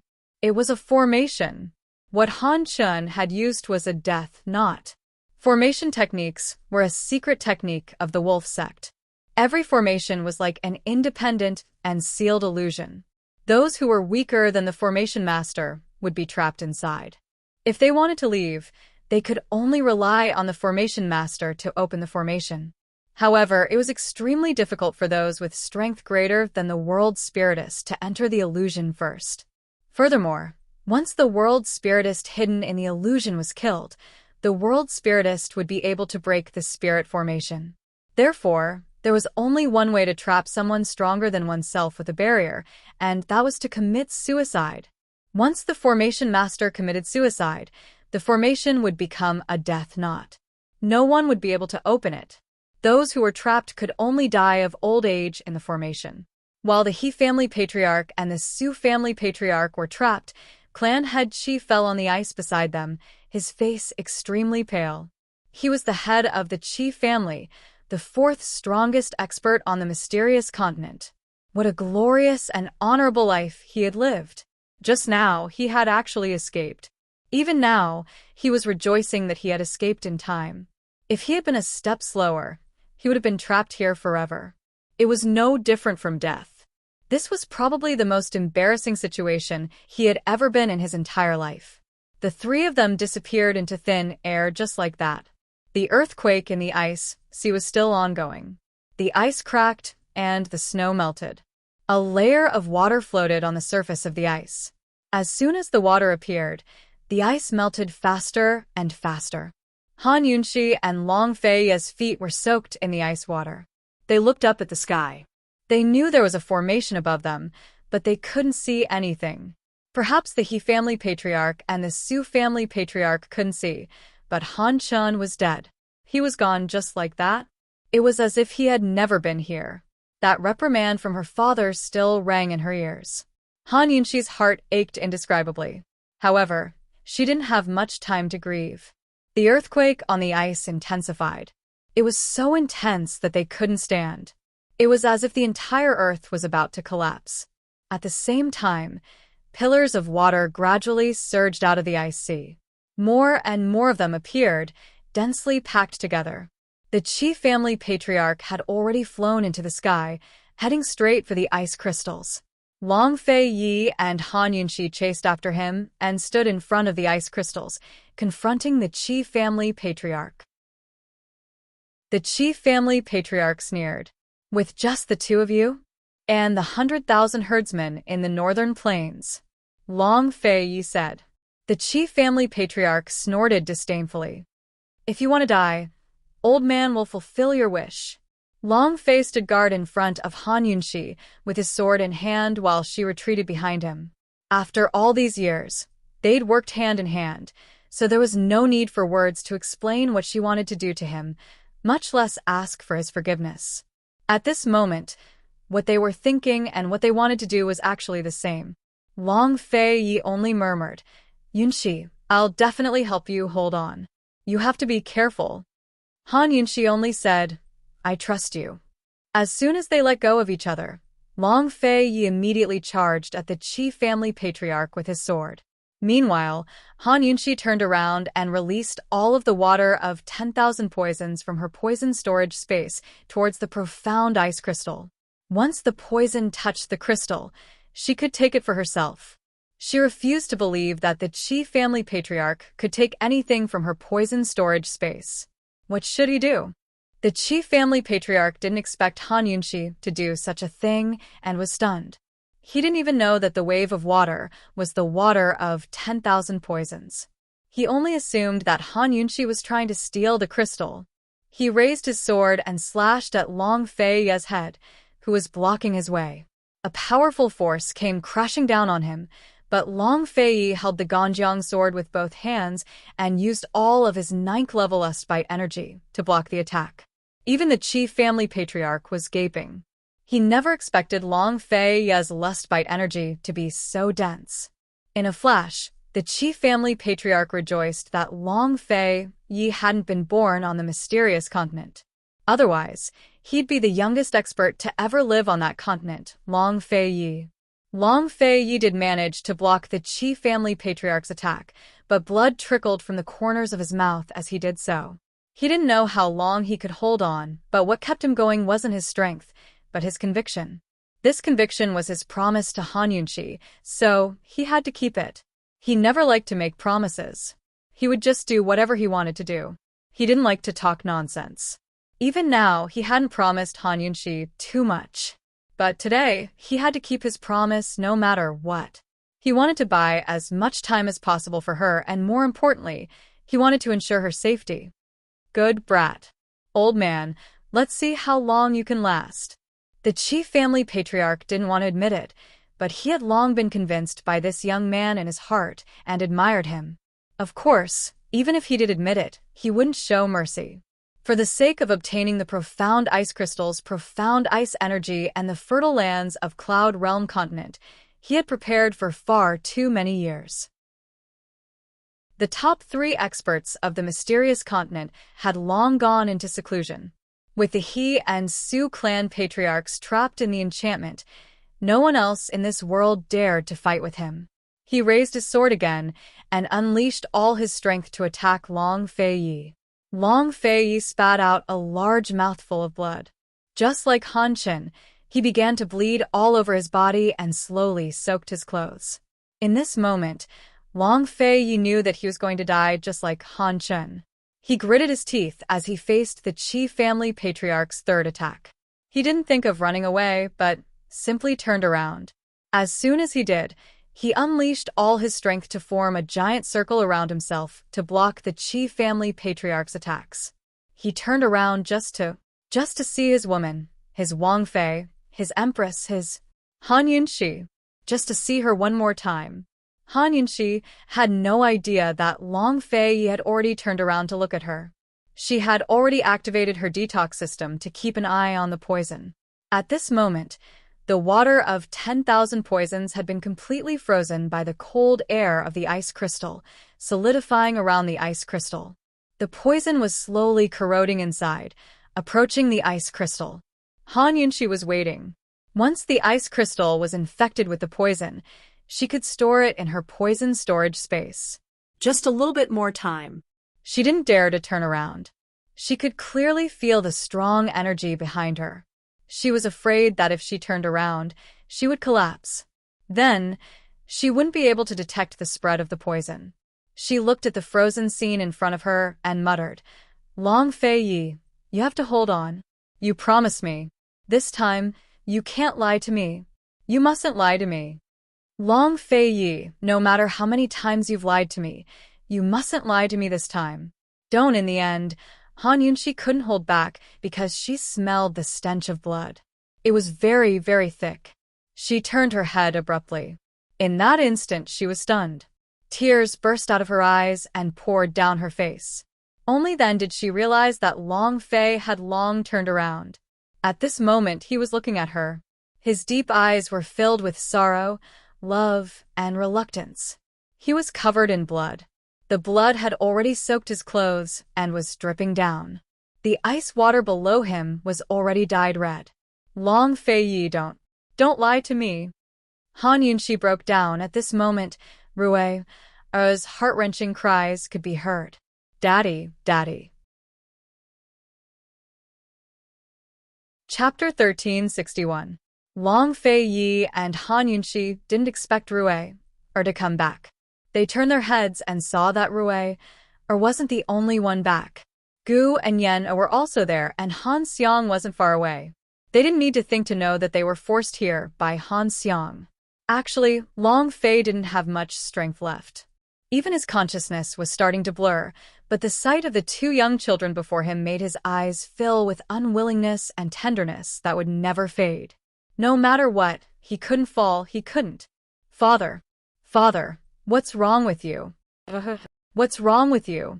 Rue suddenly broke free from Gu's hand and flew toward Long Fei Yi. He was clearly 10 years old, but he cried like a 3-year-old child. Don't come over. Long Fei Yi and Han Yunxi exclaimed at the same time. Gu wanted to stop him, but he couldn't. Rue, don't go over. Gu wanted to chase, but Yan was still in a daze and Han Xiang was about to catch up. He didn't dare to be careless and could only protect Yan, and watch from the side. Family head Qi didn't put Rue, in his eyes at all. The sword in his hand didn't stop. For the 4th time, he gathered all his strength and wanted to slash toward Long Fei Yi. Long Fei Yi turned and saw Qi Lianjue's sword. He shouted in shock, Rue, go away. Be good. Father, when the family is in trouble, I will bear it together. When the country is in trouble, I will also bear it together. The 10-year-old Rue's voice was still tender, but his words were sonorous and forceful, firm and unyielding. He was worthy of his identity as Long Fei Yi's son, and even more worthy of the title of Crown Prince of Great Qin. He didn't fly to his father's side and stand side by side with him. Instead, he flew in front of his father, opened his arms, and burst out all his vital energy to protect his father. Qi Lianjue's sword slashed down fiercely, and Gu watched helplessly. He almost let go of Yan, and rushed over to block for Rue, Long Fei Yi instinctively wanted to carry Rue, but Han Yunxi was much faster than him. Han Yunxi flew to the front of the father and son. With her back facing Qi Lianjue's sword, she held Rue, in her arms. In this way, Long Fei Yi watched Qi Lianjue's powerful sword energy cut down on the top of his wife and son's head. This was his most beloved wife, his most beloved son. This was the only warmth that the heavens had given him in this life. How could it be destroyed in front of his eyes? If the heavens wanted to bully him again, then he would crush the heavens. I forbid it. With this roar, Long Fei Yi leaned over and hugged Han Yunxi and Rue. An incomparably powerful force erupted from his bloody body. It was so powerful that it directly shook off Qi Lianjue's sword aura and even shook Qi Lianjue to the ground. This force was none other than the Lust Bite power. 10th grade divine power? Qi Lianjue exclaimed, 10th grade, it's really 10th grade. It turns out that the lust-bite power is 10th grade divine power. There were 9 grades of vital energy and 9 grades of power. The amount of true qi cultivated every month was the same, but the amount of true qi cultivated every month was different. There were thousands of kinds of power, such as the wolf sex vital force, Han Yunqi's phoenix power, and Long Fei Ye's lust-bite power. The grade of a martial artist was based on vital energy. The grade of vital energy determined the level of a martial artist. Power was just an auxiliary, and the grade of power had never been so important. However, there had always been a rumor in the mysterious continent that there was a kind of power that defied the heavens and was known as divine power. This was because this power was different from other powers. This power could be cultivated to the 10th grade. Once one reached the 10th level, this kind of power would suppress all other levels of genuine qi, and one would become a supreme being. Even 9th grade vital energy wasn't a match for it. Long Fei Yi protected Han Yunqi and Rui, as they slowly landed on the ground. Qi Lianjue scrambled to his feet and subconsciously retreated a few steps, unable to hide the fear on his face. Long Fei Ye's lust-bite power was 10th grade divine power. Moreover, Long Fei Yi had clearly just advanced to the 10th grade. This was simply a miracle that defied the heavens, a terrifying miracle. Even in the mysterious continent, this kind of power would make him a supreme. Qi Lianjue had only admired Long Fei Yi in the past, but seeing such a young Long Fei Yi now filled his heart with dread. Every advancement required a period of time to adjust. At the very least, Long Fei needed more time to recover and adapt from the 9th to the 10th level of spiritual force. Qi Lianjue's eyes flashed with killing intent. No matter what, he couldn't miss this chance. If he could give up the ice crystals, he could give up Cloud Realm Continent as well. But Long Fei Yi had to die. Long Fei never expected the lust-bite energy to rise to the 10th level, nor did he expect it to be part of the legendary celestial energy. In a low voice, he told Han Yunqi, "Take Rui, and the rest away, quick." I can take it. Could he withstand it? He was very clear that he needed at least a day to recuperate. But whether it was Han Yunqi, Rui, or Gu Qishao, none of them could buy him a single day. He could only do it himself. By now, the poison from the water of 10,000 poisons had spread to the ice crystals. Han Yunqi activated her poison storage space and sucked the ice crystals into it without hesitation. Perhaps the ice crystals were too strong, but Han Yunqi only felt her head grow heavy and dizzy. Still, she forced herself to hold on. No matter what, she couldn't lose consciousness now. Rui, take little sister away. Mother's begging you. Han Yunqi pushed Rui, towards Gu. But Long Fei Yi simply pushed her away and towards Rui. Long Fei Yi, before Han Yunqi could finish, Long Fei Yi cut her off. Yunqi, help me take the children away, alright? He's asking me this, begging me? Han Yunqi really didn't want to answer him. He'd just taken 3 blows from Qi Lianjue and was already heavily injured. Even if his lust-bite power had advanced, he couldn't fight against Qi Lianjue for now. If he stayed, he'd still have to hold on. Only death awaited him. I won't lie to you. Let's go. Long Fei Yi urged. Han Yunqi wanted to cry, but only smiled wryly until her heart, liver, spleen, and lungs ached. This time, she believed him. She believed that he wouldn't lie. Of course, she believed that he'd hold on with his life to buy them time to escape. But even if they escaped smoothly, what about him? What about after his promise was fulfilled? Would he still be able to hold on? Would he still be able to go back? Han Yunqi smiled until tears streamed down her face. She knew that the most rational thing to do was to leave and take the children away. At least protect the children. But she couldn't do it. She really couldn't. Mother, I won't go. I won't go. Father, I won't go. I won't go. I won't go. Rui struggled to break free of his mother's hand and throw himself over, but she held on to him tightly. Gu was already standing behind Han Yunqi with Yan in his arms.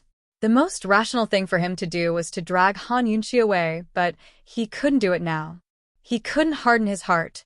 Qi Lianjue laughed on the side. Hee hee, what a deep love between husband and wife, father and son. Today, old man will fulfill your wish. Qi Lianjue waved his sword, and Long Fei Yi decisively ignored Han Yunxi and the others. He gritted his teeth and endured the pain all over his body. He still straightened his back and raised the Ganjiang's sword high up. He knew that Han Yunxi would leave. For Rui and Yen for Great Qin, she could only leave. She had to leave. Long Fei Yi quickly fought with Qi Lianjue. He was already injured like that, but he still took Qi Lianjue's first 3 moves. Han Yunxi could only leave. If she didn't leave, she would be letting down the world that Long Fei Yi fought for with his life. She could only leave and give up on him. Han Yunxi cried until her vision blurred.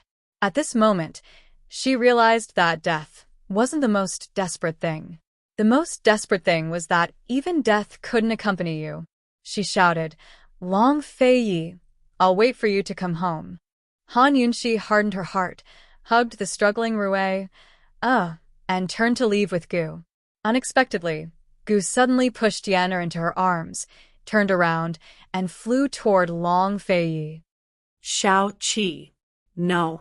Han Yunxi shouted, but Gu had already landed beside Long Fei Yi. At the same time, thorny vines emerged from the ground around Qi Lianjue and grew wildly. Soon, the thorny vines surrounded Qi Lianjue.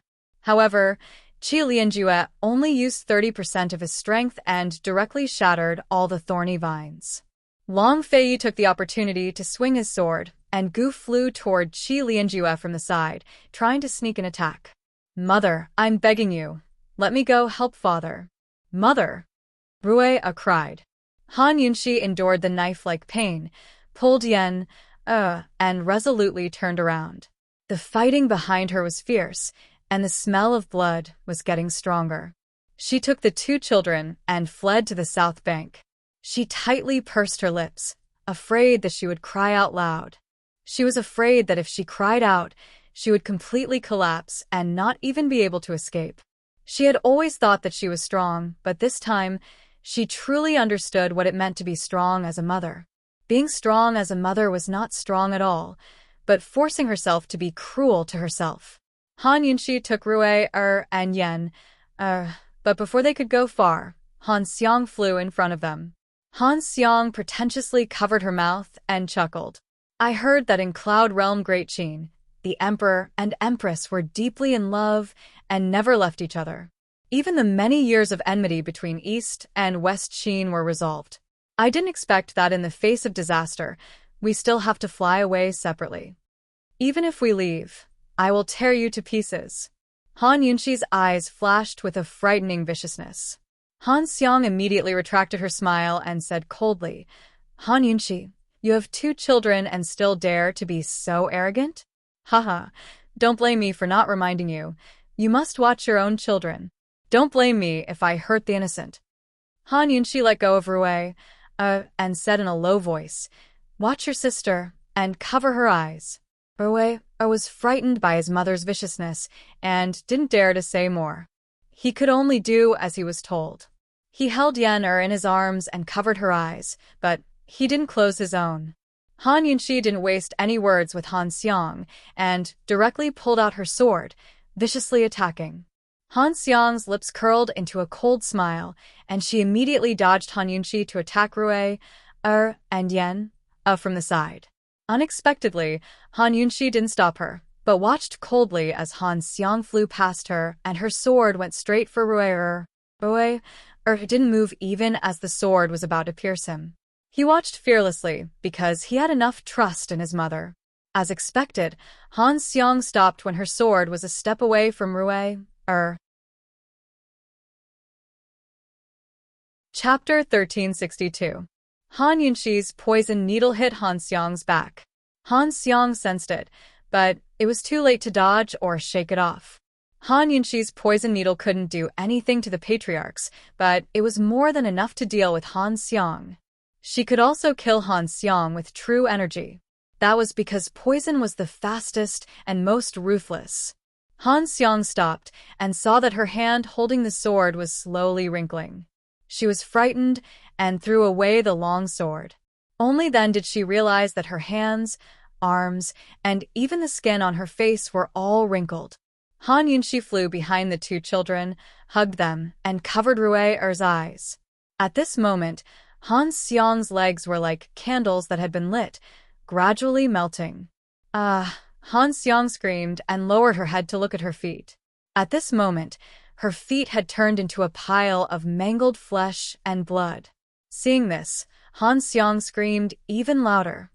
Han Yunxi ignored her. She picked up pulled Rui, and resolutely left. The fighting behind her was very fierce. She could feel the true energy and strength rampaging, and she also smelled the strong smell of blood. She shed tears and forced herself to move forward and not look back. She knew very well that as long as she looked back, she could no longer be ruthless and could no longer protect the two children. Han Yunxi, using her qinggong, kept running forward. Han Xiang's entire lower body had melted into a meat paste. She was fixed in place, unable to move. She screamed in horror, as if she had gone crazy. No one paid attention to her. Han Yunxi's poison only melted her lower body.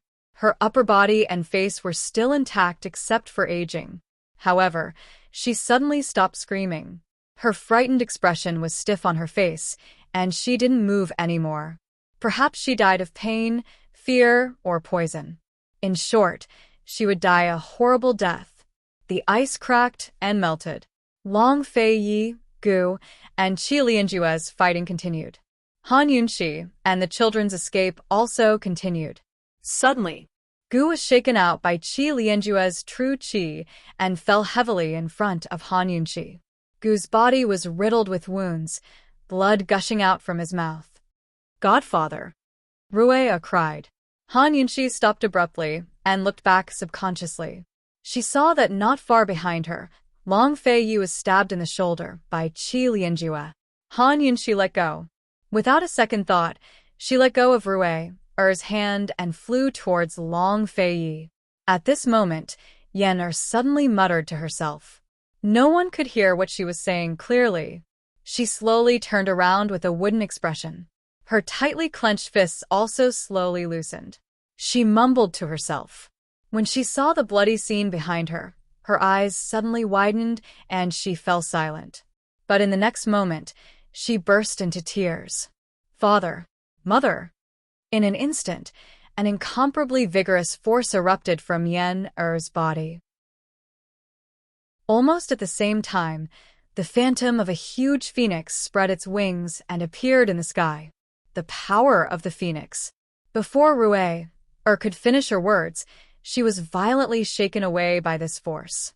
Everything around her was shaken away, including Han Yunxi and Long Fei Yi in the distance.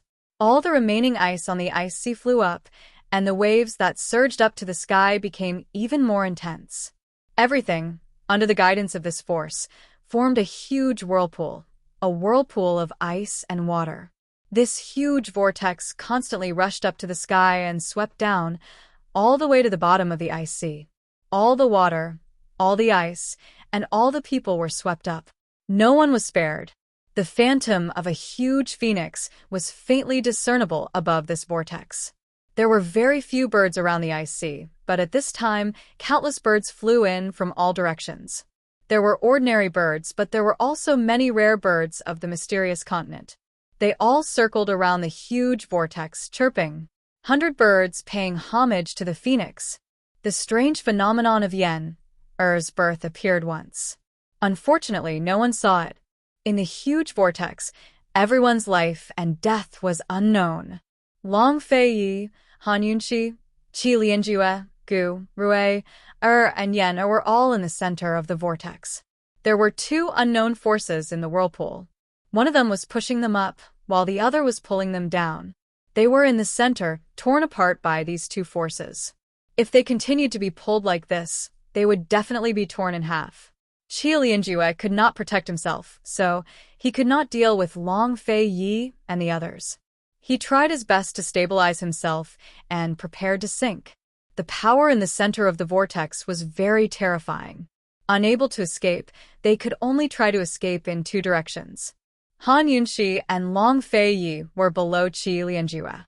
Long Feiyi did not have much strength left. Han Yunxi supported herself on one side and Long Feiyi on the other. She gradually felt that there was a force at the bottom of the vortex pulling her. It was not pulling everyone, but pulling her alone, as if to suck her down. Perhaps falling down was safer than being in a stalemate here, but she did not want to fall. Long Feiyi and Gu were here. Rue and Yan were also here. How could she leave? Seeing that Qi Lianjue was about to sink, Long Feiyi and Han Yunxi were at a loss. Gu, who was above Qi Lianjue, suddenly threw out a vine and wrapped it around Qi Lianjue's waist. Rue held Gu's hand in one hand and Yan in the other. At this moment, Yan was at the top. She seemed to be pulled by a strange force like Han Yunxi.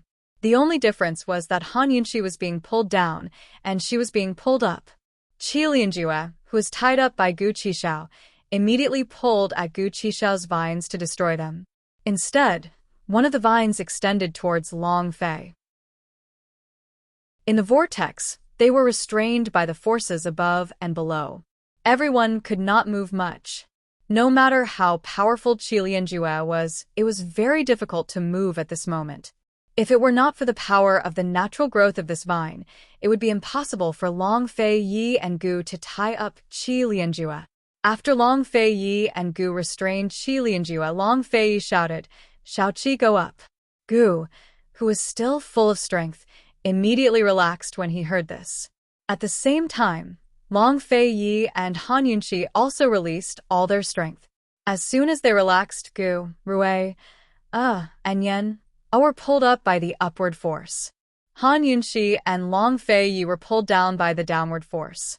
In just a moment, in the struggle between the two forces, Qi Lianjue was torn to pieces and melted into a blur. Gu held Rue's hand and Rue held Yan's hand. They flew higher and higher. Gradually, Gu noticed that something was wrong. Yan seemed to be pulled up by a force and kept going up. Rue, pull Yan and find a way to rush out, he said loudly. They could not go up anymore. They could only think of a way to rush out of the vortex. The further they were from the center of the vortex, the less they would be restrained. They should be able to do it. Rue was about to speak when a strange scene appeared around them. Like a mirage, cities appeared around them one after another. It's Jinyang City of the mysterious continent. Gu exclaimed. Godfather, how could this be? Rue was frightened. Gu was also confused. He could not explain what was going on. Could this be an illusion? Yan closed her eyes as if she was asleep. She was quiet, tender, pure, and clean. Rue quickly noticed his sister's abnormality. He held her hand tightly, wanting to pull her into his arms. However, he could not do it. He even felt another force pulling Yan, fighting with him for Yan. He cried, Godfather, I can't hold Yan. I can't hold her anymore. What should I do? Hold on. Gu did not have much strength himself. He could only guarantee that he would not let go of Rue. He took a deep breath and quickly spat out a bramble vine seed, which he planted in his flesh. The thorny vines immediately shot out from his arm and wrapped around Rue, before reaching for Yan, and wrapping around her as well. Rue, Godfather will hold on. Think of a way to get us out. Gu could not even speak.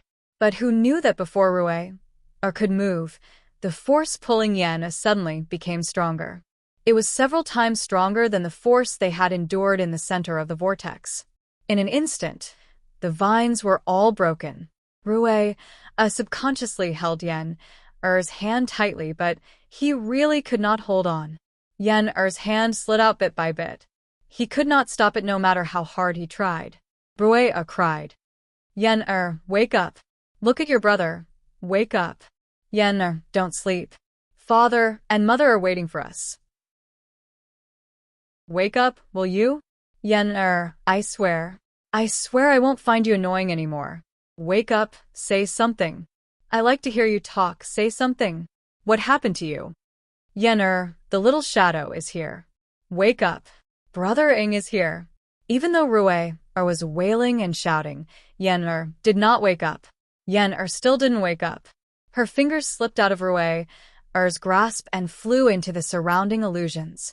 As soon as she flew in, the illusions of the surrounding mysterious continent all disappeared as if they had been shattered. Yen'er. Rui was on the verge of breaking down. Yen'er. Gu shouted, pulling Rui tightly, afraid of losing him again. Soon, the power of the vortex suddenly weakened. Gu and Rui flew out and fell far away. At this time, the power of the vortex under the ice sea was still increasing. Long Fei Yi and Han Yunxi fell into an indescribably deep hole in the ice. At this moment, they were lying on the side of a pool. A strange scene appeared in the pool. A modern city, tall buildings, and endless traffic. All of this was foreign to Long Fei Yi, but very familiar to Han Yunxi. Why was this happening? Why was she still enduring a force that wanted to drag her into the pool? Her phoenix power had awakened the ice crystals. Had Yen'er's phoenix power destroyed the ice sea and opened the space-time tunnel? Could the biggest secret of the ice sea be the power of the ice crystals, but the space-time tunnel? Long Fei Yi held Han Yunxi's hand tightly. Of course, he could feel the force dragging Han Yunxi down. However, he didn't have much strength left. What is that place? Do you know? Long Fei Yi's weak voice was filled with fear. Chapter 1363. Han Yunxi was all too familiar with Long Fei Yi's fear right now. He'd felt the same way when she told him she wasn't the real young miss of the Han clan. She didn't know how he'd managed to quell that fear afterwards. Perhaps he'd never quelled it, but kept it buried deep in his heart, somewhere she couldn't see. But now it was impossible to hide it. It was evident in his voice, his face, and his eyes. Han Yunxi wanted to tell him, "I don't know." But his fear told her he could guess what was going on and where it was. That's... Han Yunxi choked on her sobs. That's the world 3,000 years in the future. Long Fei's gaze was soft as he looked at Han Yunxi. He didn't say a word, but he slowly tightened his grip on her hand, pulling her even tighter. Seeing his pale face and blood-soaked body, Han Yunxi's heart ached so much that tears streamed down her face. She couldn't speak, but she held on tightly to him. Unfortunately, the strength of the two of them was like a mayfly trying to shake a tree in front of the force that was pulling them down. It was insignificant. Han Yunxi was pulled down bit by bit until her feet were already in the water.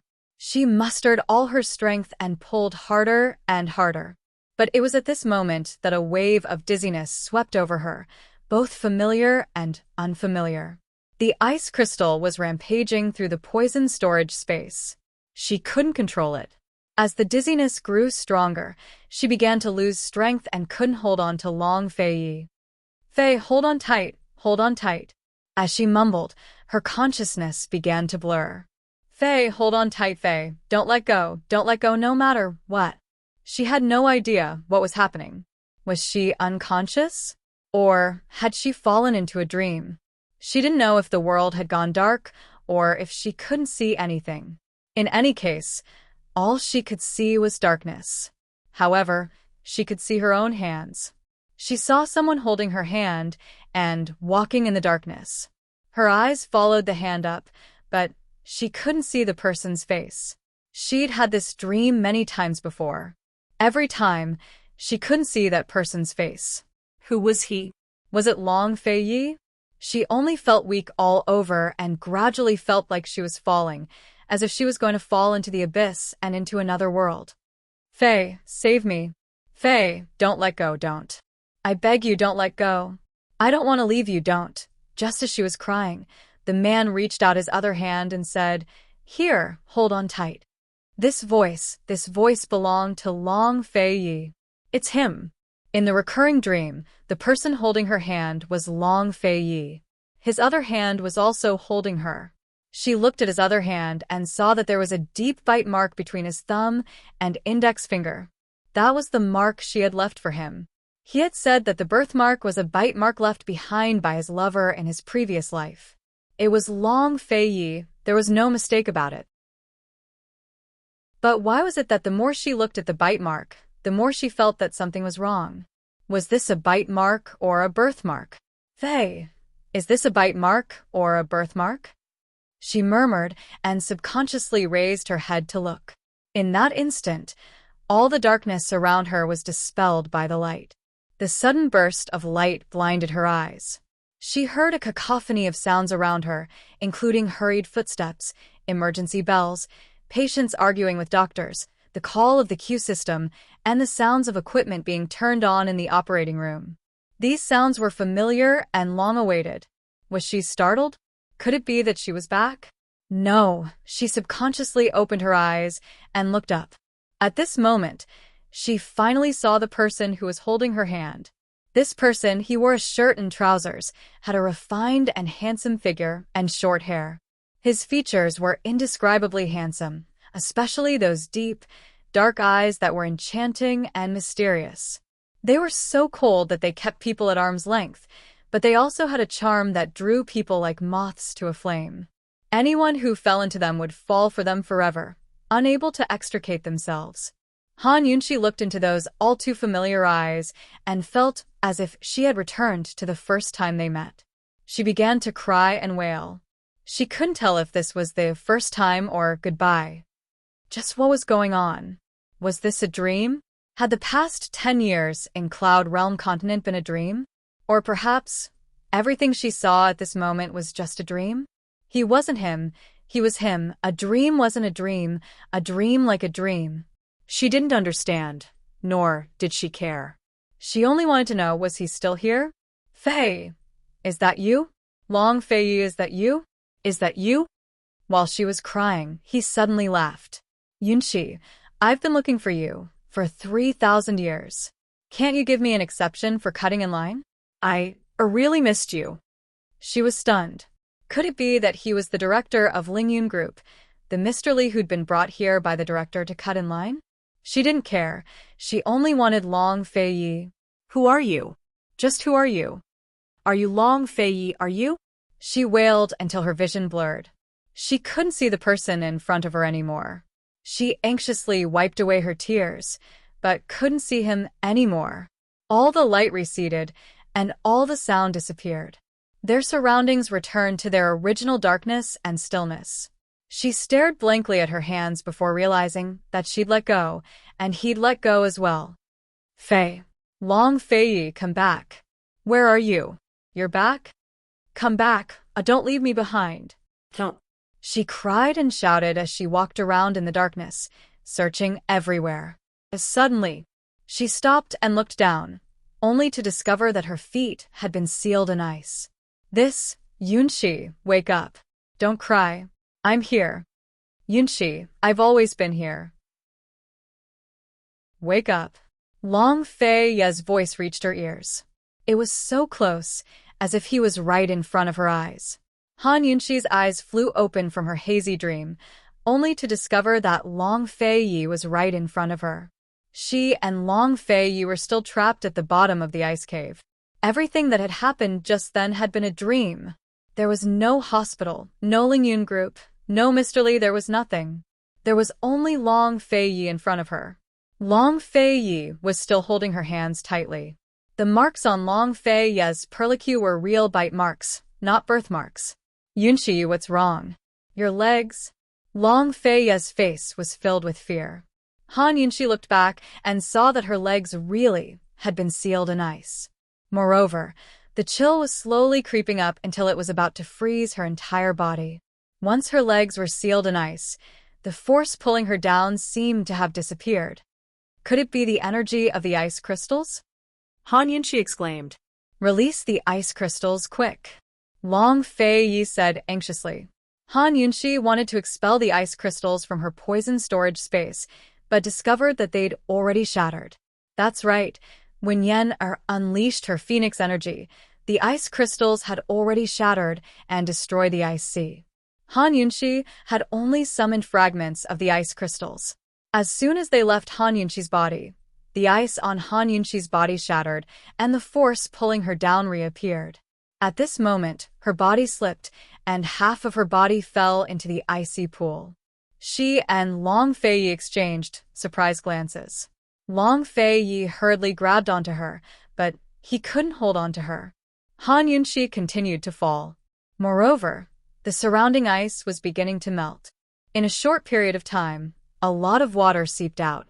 Even the hole in the ice looked like it was about to melt.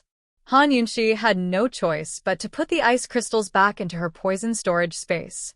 Once the ice crystals entered her poison storage space, more than half of her body was sealed in ice. The force pulling her down also disappeared instantly. Everything was still. She and Long Feiyi looked at each other in disbelief. What was the secret of the ice sea and the ice crystals? What did all of this have to do with Phoenix energy? My Phoenix energy awakened the ice crystals. Yen's Phoenix energy destroyed the ice sea and the ice crystals?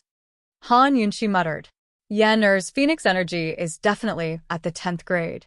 It's comparable to my lust bite. Long Feiyi was very sure. He could determine that power. All around them were ice shards. None of them had melted into water. If the ice sea was destroyed, this place should have turned into a vast ocean. Could it be that the ice sea was not completely destroyed because the ice crystals were trapped in Han Yunxi's poison storage space? Thinking back to when she took out the ice crystals, everything around her started to melt. Han Yunxi roughly understood what was going on. Phoenix energy could destroy the ice crystals. After the ice crystals were destroyed, the energy released could destroy the ice sea and open up a space-time tunnel. She trapped the ice crystals in her poison storage space. In reality, she trapped the energy from the ice crystals in her poison storage space. The three great clans were mainly fighting for the power of the ice crystals.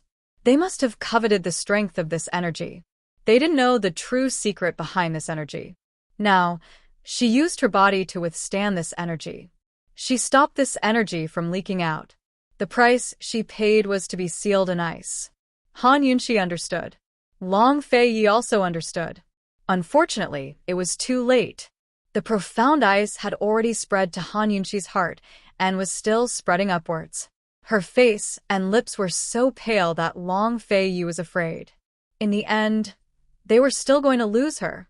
He could see it with his own eyes, but he was powerless. Long Feiyi looked at his wife gradually being sealed in ice. His eyes finally grew wet as he asked, Yunxi, if Beiwei was here, what would he choose? Would he be even crueler than me? Would he choose to protect Han Yunxi, give up on the ice sea, and give up on the 100,000 herders of the northernly grasslands? Or would he choose to give up on Han Yunxi and protect the shattered ice sea? It was time to make a choice again. Long Feiyi didn't need to say anything. Han Yunxi understood his difficulties. Back then, when he was hesitating over whether to save Ningjing at three-way black market and had no choice but to make a cruel choice, Gu Beiwei had said this to him. Gu Beiwei had said, Your Highness, this isn't cruelty. This is making a choice. There's only right and wrong in making a choice. There's no such thing as mercy or cruelty. What was right and what was wrong? To protect the world and its people, was it right to abandon one's wife and children? If it was Gu Beiwei, what would he choose? The profound ice had already spread to Han Yunxi's neck and arms. She looked at Long Feiyi as tears streamed down her cheeks. Your Highness, it had been a long, long time since she'd called him, Your Highness. Just how many memories did it contain? Your Highness, if it's possible. Yunxi is willing to call you Your Highness forever and be your Qin Wangfei forever. There's no East Qin, Western Qin, or Great Qin. Unfortunately, we're all people with no choice. Your Highness, Yunxi can't bear to part with you. Chapter 1364. Long Fei felt like his heart was being cut by a knife. When he saw the unfamiliar figure in the pond, he steeled his heart and prepared to push Han Yunxi into the water. Han Yunxi, go. Go back to your world. Perhaps if she returned to her original world, everything would be fine. She would be fine too. Her arrival had changed the history of Cloud Realm Continent. If she left, Cloud Realm Continent would no longer have her. Everything that happened would disappear. Everything would be fine. She would be fine too. He would rather have her leave. He would rather have her go back than have her be frozen here and die here. Go. Long Fei tugged at Han Yunxi with all his might, but he really didn't have the strength to listen to her. He said, Han Yunxi, you leave. There's no time. Hurry and go. Han Yunxi was caught off guard. She looked at him at a loss as tears streamed down her cheeks. There's no time. Long Fei had to be cruel even if he didn't want to. He didn't care about right or wrong, or whether he was cruel or merciful. He only wanted this woman to live. No matter where she lived, he only wanted her to live. Just a moment ago, he'd been pulling at her with all his might, but now he endured the stabbing pain in his heart and let go of her hand. Choked with sobs, he said, Han Yunxi, why aren't you leaving yet? Han Yunxi, why aren't you leaving yet? Why aren't you leaving yet? Back then, in the Empress Dowager's palace, he presented the blood-stained white handkerchief to prove that they were husband and wife before turning to leave. She was pulled along by the Empress Dowager and surrounded by a crowd of concubines like an abandoned person. She stared at his retreating back, not knowing what to do. When he reached the door, he suddenly turned to look at her and said, Han Yunxi, why aren't you leaving yet? That was the first time he'd said those words to her. After that, she'd followed him everywhere across Cloud Realm Continent. No matter what happened, as long as she was by his side, he wouldn't go far. Even if their hearts were 100 steps apart, within 10 steps of each other, he would definitely turn around and reach out to her, asking, Han Yunxi, why aren't you leaving? However, this time, he did not reach out to her. Instead, he let go of her hand and chased her away. Han Yunxi, why aren't you leaving? Why are you still leaving? Han Yunxi's tears fell like rain. Even if her arm was frozen, she still insisted on raising her hand and reaching for him. She spoke word by word. Time is peaceful, chatting with June the disputes of the world, plotting with June the fall of prosperity, Elder June. Your Highness, Yunxi won't leave. Even if I die, I won't leave. As soon as she finished speaking, the ice spread to Han Yunxi's face, instantly freezing her face and her tears. The ice on her arm also quickly spread to her palm. Yunxi, Long Fei's face was already wet with tears. He quickly reached out to grab her hand and intertwined his fingers with hers, hoping to retain a bit of warmth. Without a choice, the profound ice still spread over and sealed Han Yunxi's hand in ice. It even spread to Long Fei's hand. Long Fei stared blankly as the ice spread from the back of his hand to his arm. Then he laughed out loud. Never leave in life. Never abandon in death. Never leave. Never abandon. The ice spread rapidly until Long Fei's entire body was sealed in ice. Husband and wife remained in that position with their fingers intertwined as they were sealed in ice. Once they were sealed in ice, the pool Han Yunxi had sunk into gradually froze over as well. All of the illusions disappeared without a trace. Outside the hole, the entire sea of ice was in pieces. All the broken pieces of profound ice gradually gathered together and merged together. Everything seemed to be returning to normal. Unfortunately, everything was returning to normal. Gu even brought Rui, to search for Yen, and Han Yunxi on the ice. When he saw the ice and snow returning to normal, Gu decisively took Rui's place away from the sea of ice. Not long after, the huge ice sea returned to its original state. However, the huge hole in the ice was not filled up. The bottomless hole was like the heart of the sea, a heart that had been hollowed out. Han Yunxi and Long Fei were sealed in ice here, along with Han Yunxi's ice crystals. Gu and Rui waited by the shore for a long time. When they saw that there wasn't much movement, they went back down to search. They didn't find Yen, but they did find the hole in the ice. Yen, father, mother, are you down there? Rui shouted. Long Fei, poison lass, are you down there? Gu shouted as well. Unfortunately, the only response they received was an echo. Rui, guard them. I'll go down and take a look, Gu said seriously. Rue nodded, but as soon as Gu Qishao jumped in, Rue followed closely behind. Gu Qishao had no chance to stop him. The two fell for a while before finally reaching the bottom. The bottom of the ice cave was still covered in ice. It was an icy ground.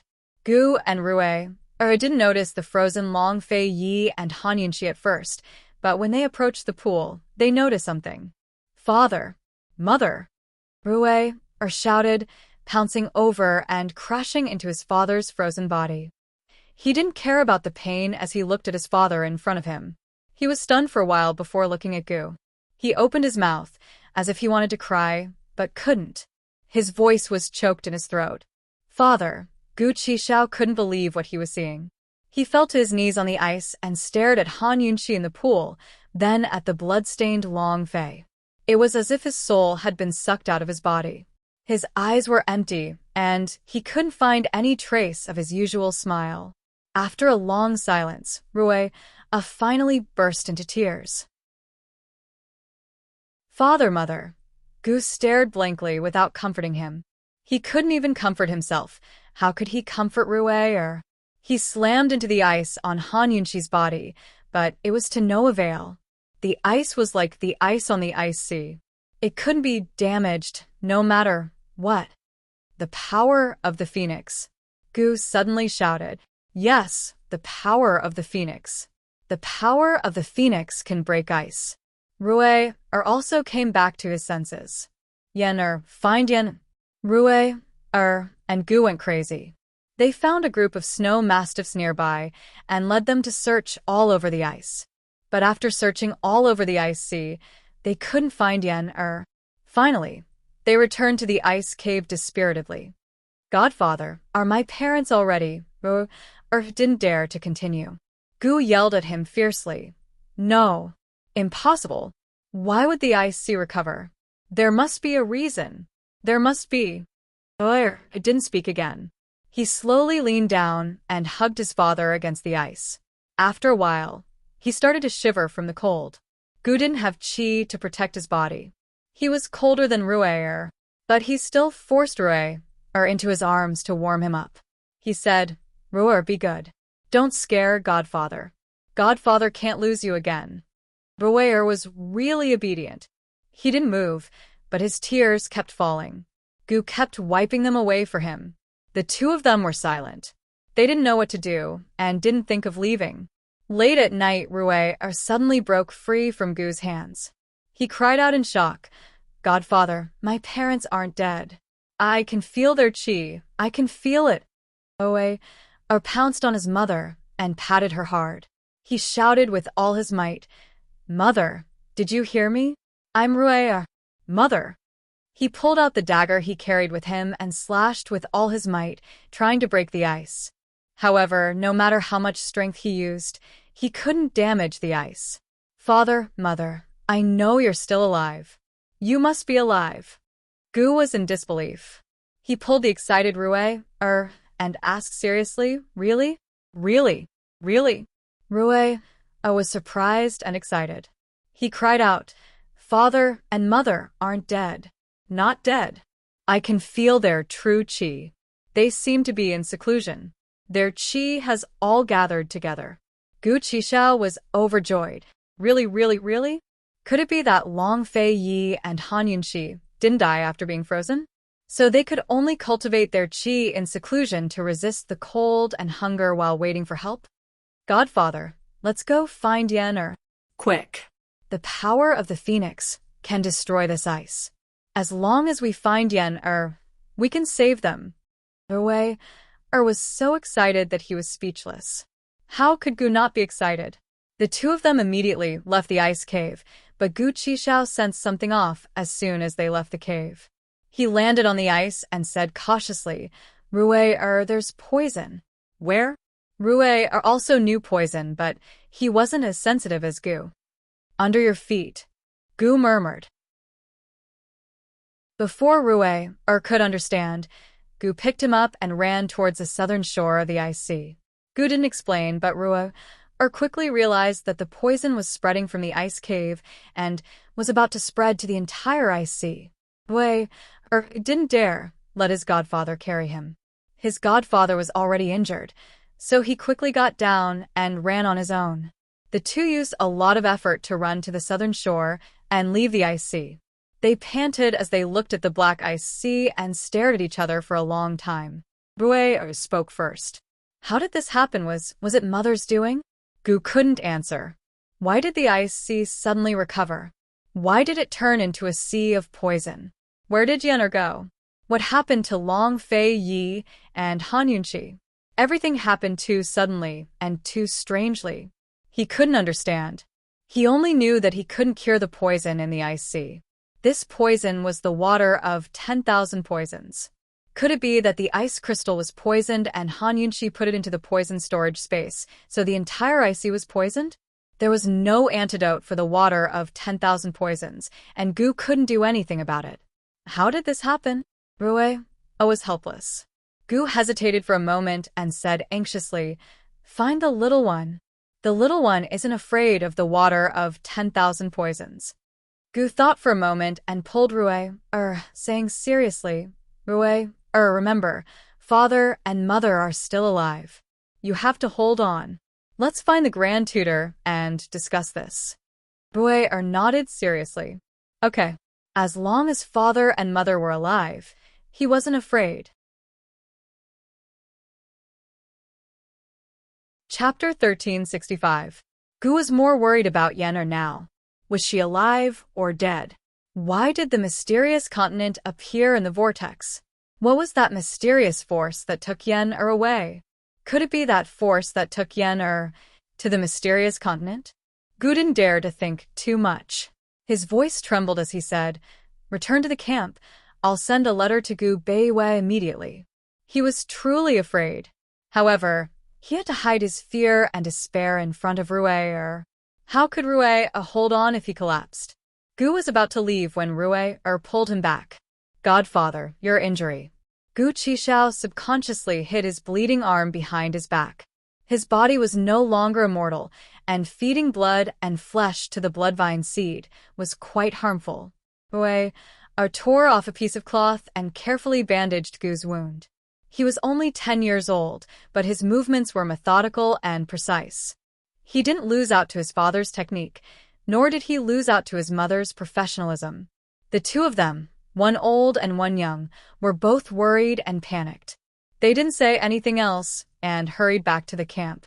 Jinzi and the rest were still there. Jinzi had already sent out the order for an emergency retreat through Eagle messengers. At this time, he had also deployed the men he'd sent out. Tang Li and Mu Ling personally led a group of cavalry and prepared to depart to inform the herders of the escape. Meanwhile, Jinzi and Mu Ling prepared to rush to Wintergrow. The Eagle messenger was naturally much faster than them, but in such a dangerous situation, there had to be people in charge in the few big cities to personally oversee the situation. Otherwise, the grasslands would fall into chaos when the herders panicked. Not only would the grasslands north of the Snowy Mountains fall into chaos, but so would the grasslands south of the Snowy Mountains. It might even affect all of northern Li and Great Qin. Therefore, Jinzi didn't mention that the frozen sea was about to collapse, only that there was a plague and that everyone should retreat as soon as possible. Just as Jinzi and the rest were about to leave, Gu and Rui hurried back. Seeing Gu covered in wounds and bloodstains, as well as the blood on Rui's face, everyone was frightened. Mu Ling almost fell off her horse. She rushed to Rui and burst into tears. She wiped the blood off Rui's face as she asked, "Where's your sister? Where are your father and mother? What happened?" Tang Li rushed to Gu and choked on his words. In the end, it was Ning Jing who spoke. "Seventh young master, what's wrong?" Gu Qishao looked at everyone before rushing into the tent to write a letter. Tang Li and Jinzi hurriedly chased after him. Ning Jing and Mu Ling were guarding Rui, asking anxiously. When the frozen sea turned into a sea of poison, Han Yunqi and Long Fei Yi were frozen under the frozen sea, and Yen whereabouts were unknown. Mu Ling was the first to burst into tears. Tang Li mounted his horse and rushed toward the frozen sea. After sending the letter, Gu Qixiao's entire body fell into a daze.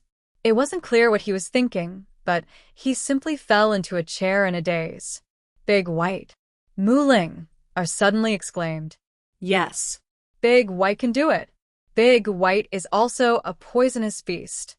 Big White was a poisonous beast raised by Juni Xia and was immune to many spoilers. Mu Ling said anxiously, Brother Qi, Big White can cross the frozen sea. Big White can. Gu looked up and murmured, the frozen sea is poisoned by the water of 10,000 supremes. Now, the mystic ice has become the ice of 10,000 poisons. Other than the little thing, no one can enter. They could only wait. At Wuya Mountain, Qin Min fought for 2 days and 2 nights, fighting with the Grim Reaper for Gu Beiyue. Finally, the door opened with a creak. Little Shadow, Peony, and the medicine boy all stood up, but no one dared to rush up and ask, what had she gone through in the past 2 days? Qin Min was extremely haggard. She walked to the door and sat on the steps with her head lowered. Her expression couldn't be seen, but Little Shadow and the others were afraid of her dejected appearance. Little Shadow looked into the room, but the screen blocked his view. He couldn't see his father. How was his father? Was he alive? Or, seeing his mother like this, Little Shadow didn't dare to walk forward. Instead, he subconsciously retreated step by step. He pursed his lips, not daring to cry out loud. Peony was anxious and hurried over to sit beside Qin Min. Young mistress, you. Before Peony could finish her sentence, Qin Min looked up at her. Her eyes were no longer red, but tears were streaming down her face. She said, Peony, I really can't bear to leave him. Young mistress, you're crying? What?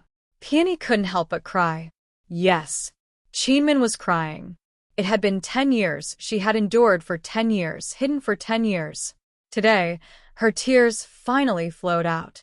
She cried. She had tried her best. Last night, she had helped Gu Beiyue calm down his true energy. However, in less than an hour, the true energy began to rampage in Gu Beiyue's body again.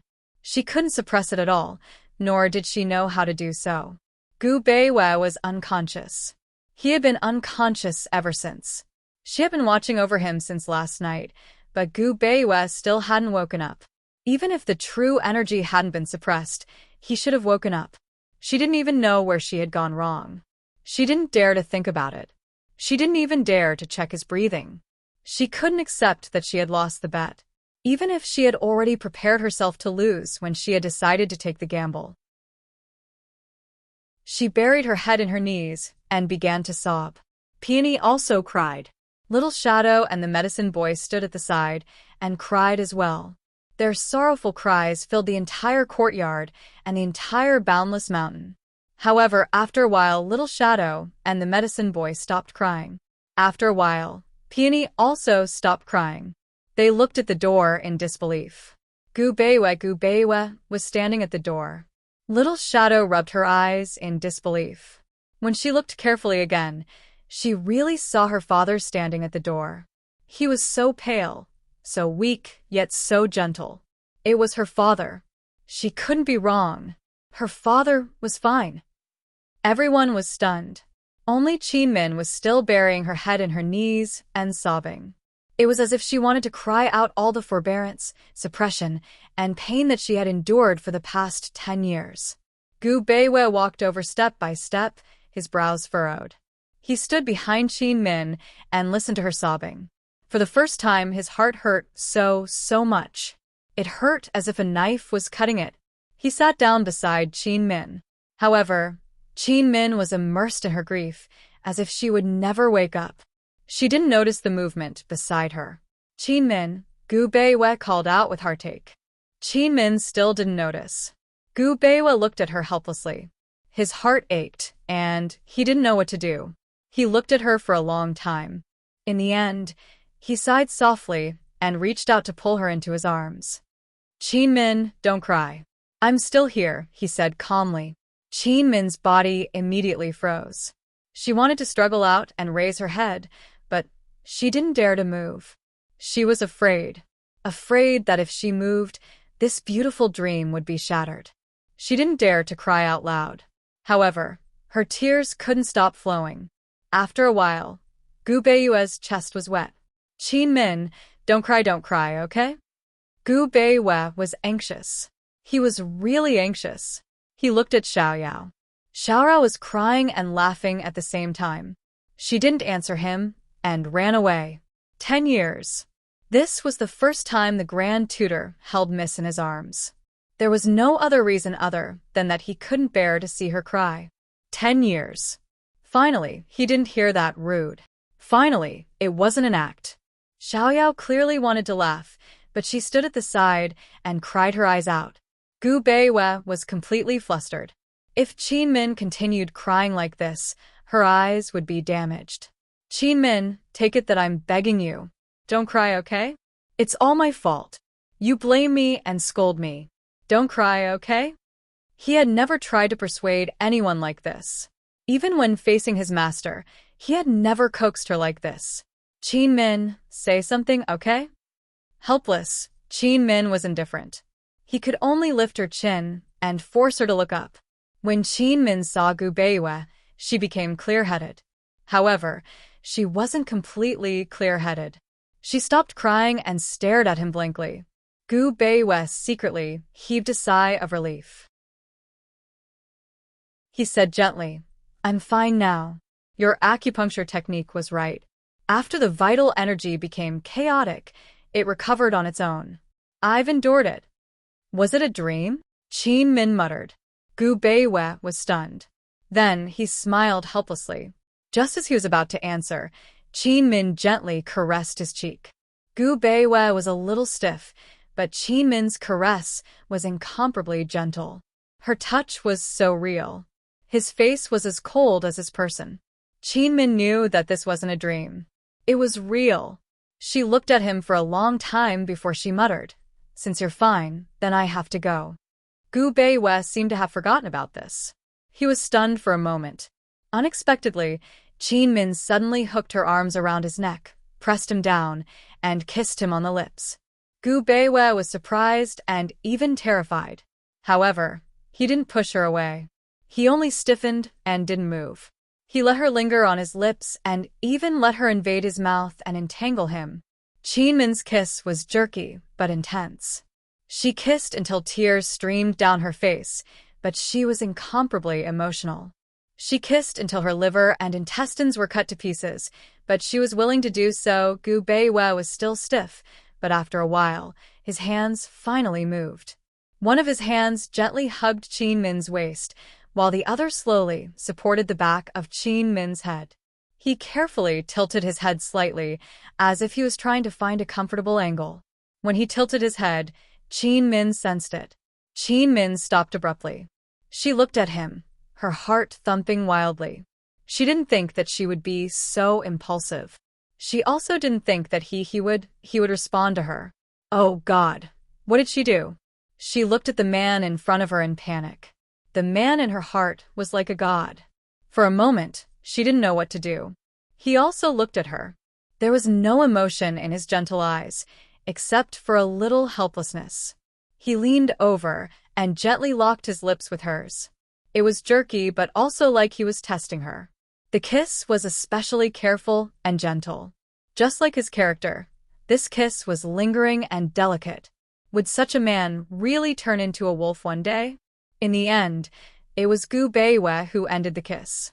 Qin Min completely lost control and all her strength. She laid weakly in Gu Beiyue's arms. Even if only death awaited her, she would be satisfied. Gu Beiyue gently wiped away the tears at the corner of her eyes and said mildly, Qin Min, stay, okay? Qin Min was really flattered and looked at him in disbelief. Although she was surprised, she couldn't help but ask, why? At least, there should be a reason. Chapter 1366. Qin Min wanted a reason? Gu Beiyue thought for a long time before saying, I want to eat the longevity noodles you cook. What was the reason? Was it a confession? Was it a lover? Or a relative? Min didn't know whether to laugh or cry, but that kiss was enough for her. Whether it was a lover or a relative, they were all his people. She choked with sobs and said, "Gu Beiwe, I'm willing to cook for you every year." Could this be considered her confession? None of this was important. Min hugged Gu Beiwe tightly and buried her head in his chest, as if she wanted to confirm again whether this was a dream or reality. Little Shadow kept looking at his parents. When he saw his parents kissing, he blushed, but he also kept looking. If it was any other time, he would definitely cover his eyes. But this time, he kept smiling foolishly as he watched, smiling through his tears. When he saw his mother leave his father's embrace, Little Shadow dashed over and plunged into his father's embrace, wiping his snot and tears on his father's body. The greatest comfort for a child was not words, but a hug. A tight hug to let the child know that you're here. Gu Beiwe hugged Little Shadow tightly and stroked his back silently. At this time, Little Thing, who had almost fainted from crying, also pounced over and rubbed against his young master's chest. Min took Gu Beiwe's pulse seriously and found that the true qi in his body had calmed down smoothly. If he could master the secrets of cultivating true qi and control it well, his martial arts would definitely improve greatly. It must be known that this true qi was given to him by Han Chen and Long Fei Yi. It was something that could only be found by chance. That night, under Little Shadow's insistence, Gu Beiwe and Min lay on the same bed. Little Shadow was lying between them, holding their hands and refusing to sleep. Min slept innermost, Little Shadow slept in the middle, Gu Beiwe slept outside, and Little Thing stayed by Little Shadow's side, sticking close to its young master. Gu Beiwe and Min couldn't slip away. It was only in the middle of the night when the Little Shadow finally fell asleep that they smiled at each other. Min was about to get up when Gu Beiwe said calmly, "Go to sleep. You've been tired out these past few days." Min was really tired. It wasn't just these few days. It could be said that he rarely had a good night's sleep in the past few years. "Go to sleep. You still need to rest. Peony and I will keep watch outside. Call us if you need anything." In the end, she was a woman who was easily satisfied. Perhaps she was extremely easy to satisfy when it came to him. Even if he asked her to stay, even if they had kissed, she still didn't dare to break their long-standing habit. Gu Beiwe saw how tired she looked, and a look of pity flashed past his eyes. He said gently, "Sleep well. I'll watch over you." Min did not lie down and insisted on getting off the bed. In the end, Gu Beiwe's 2 words made her obediently lie down beside the Little Shadow. Gu Beiwe said, "Be good." That night, Gu Beiwe watched over the Little Thing, watched over the Little Shadow, and watched over Min. They passed the night peacefully. The next morning, Gu Beiwe wrote a letter and sent it out by Eagle. In his heart, he was naturally worried about Han Yunqi's 10-year promise. 2 days ago, the decisive battle at the Frozen Sea had already begun. He didn't know what the situation was now. Not only did Gu Beiwe send out the letter, but after breakfast, he also instructed Min to bring the Little Shadow back to the imperial capital before he got up and rushed to the Frozen Sea. Min saw Gu Beiwe's worry, and her heart ached. He had just recovered from a serious illness, but he had to travel thousands of miles to the Frozen Sea. How could her heart not ache? However, she didn't stop him. Since the Shadow Clan could protect the imperial family with their lives, what was this little bit of worry? She didn't know how much she understood this man, but she knew that in his heart, he had Han Yunqi, the Long Fei Yi, the entire imperial family, and the entire Great Qin Empire. His heart was too big, so big that she couldn't do anything about it, nor did she dare to extravagantly ask to have it all for herself. She only wanted to have a place in his heart for her, the Little Shadow, and himself. "Daddy, I want to go too." The Little Shadow was jumping for joy. He hadn't seen the Crown Prince and Princess Yen for a long time, and he really missed them, especially Yen. If he hadn't been so focused on his father's illness these days, he definitely wouldn't have gotten used to not having Yen by his side. Gu Beiwe hesitated. At this moment, Peony hurried over. Grand Tutor, there's a letter for you from Northern Lee. It must be news of victory. The little shadow was overjoyed. In his heart, whether it was the Emperor or the Empress, they would never lose. Gu Beiwei opened the letter, and his face instantly paled. He took a few steps back and almost fell. The thin letter kept trembling because of his trembling hands. Qin Min was alarmed. What kind of bad news could make a calm and steady person like Gu Beiwei so shocked? She hurriedly asked, "Something happened?" The little shadow directly snatched the letter. After reading it, he was so frightened that he threw it away. "It's fake. Daddy, this must be fake." The letter said that there was an unforeseen event in the Battle of the Ice Sea. The Emperor and Empress were frozen under the ice sea, and the ice sea became poisonous. Princess Yan's whereabouts were unknown to this day. After reading the letter, Qin Min's expression changed drastically. How could this be? She covered her mouth, not knowing what to say. This matter was too serious. Gu Beiwei supported himself on a nearby table to steady himself. Qin Min clearly saw him take deep breaths and clearly saw the unconcealable grief in his eyes. He stared blankly into the distance, but didn't stay in a daze for long. He turned back to look at the little thing, who still didn't know what had happened, and suddenly said loudly, "Little thing, go. Quickly."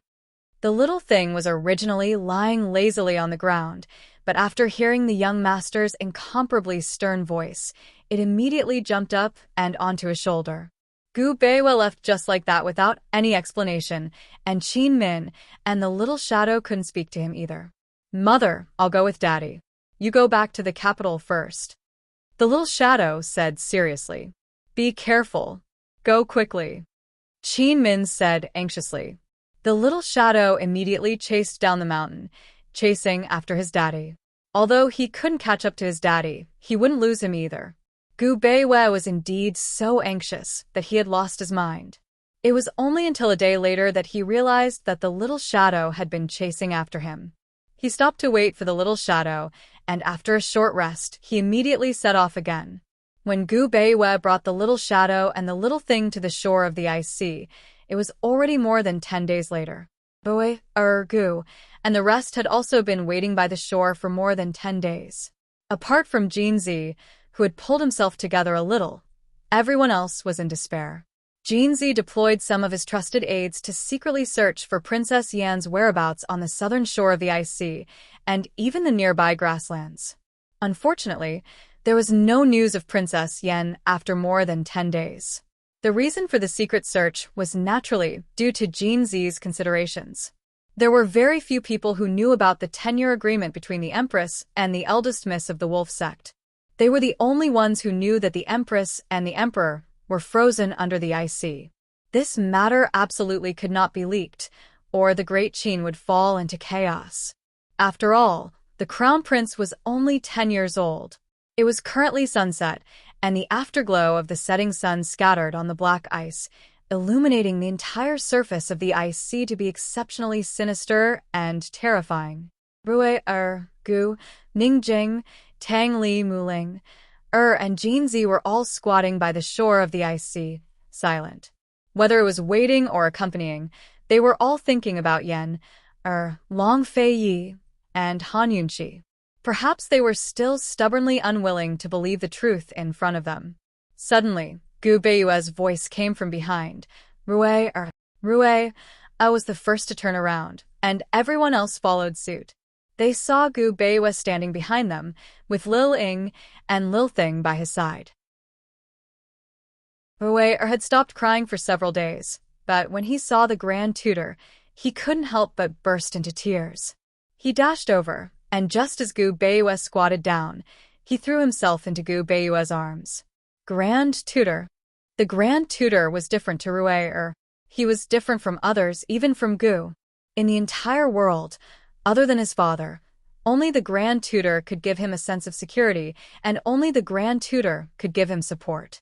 Han Yunqi had even been jealous about this and asked Rui, so in your heart, Mother is inferior to the Grand Tutor? Rui was right. Mother is a woman, and Rue needs to protect Mother. I can't rely on Mother. The Grand Tutor is the same as Father.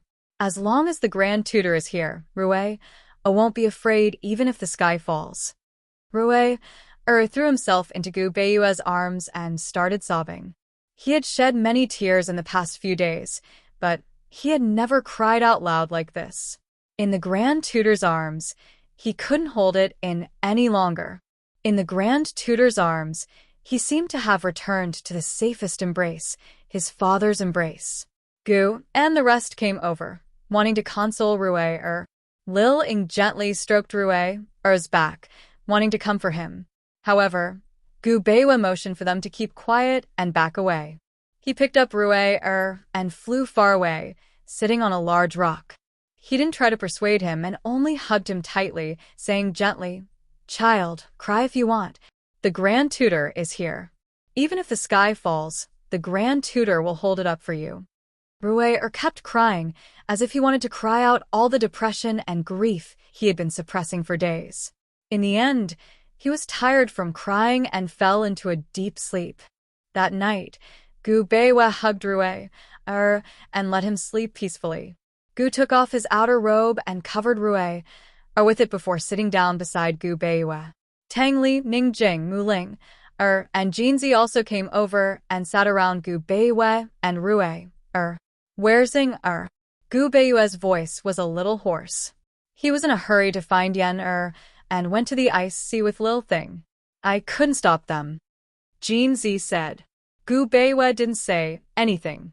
He didn't have to worry about Lil Thing and Lil Shadow.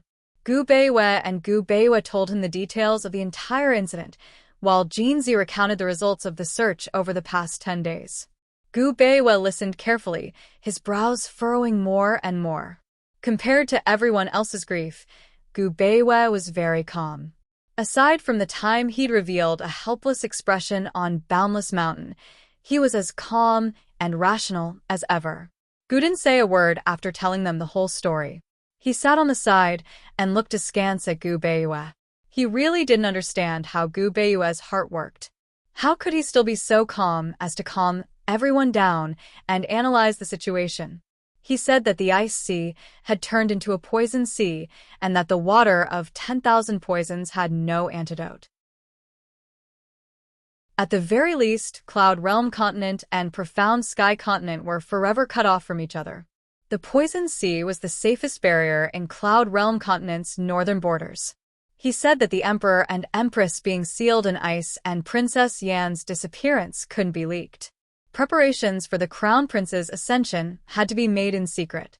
He said that the Emperor and Empress were still alive, so everyone had to pull themselves together and protect the Great Qin Empire until they broke through the ice and returned. He was very rational. But when Lil Thing brought him into the ice cave the next morning, he finally lost his cool.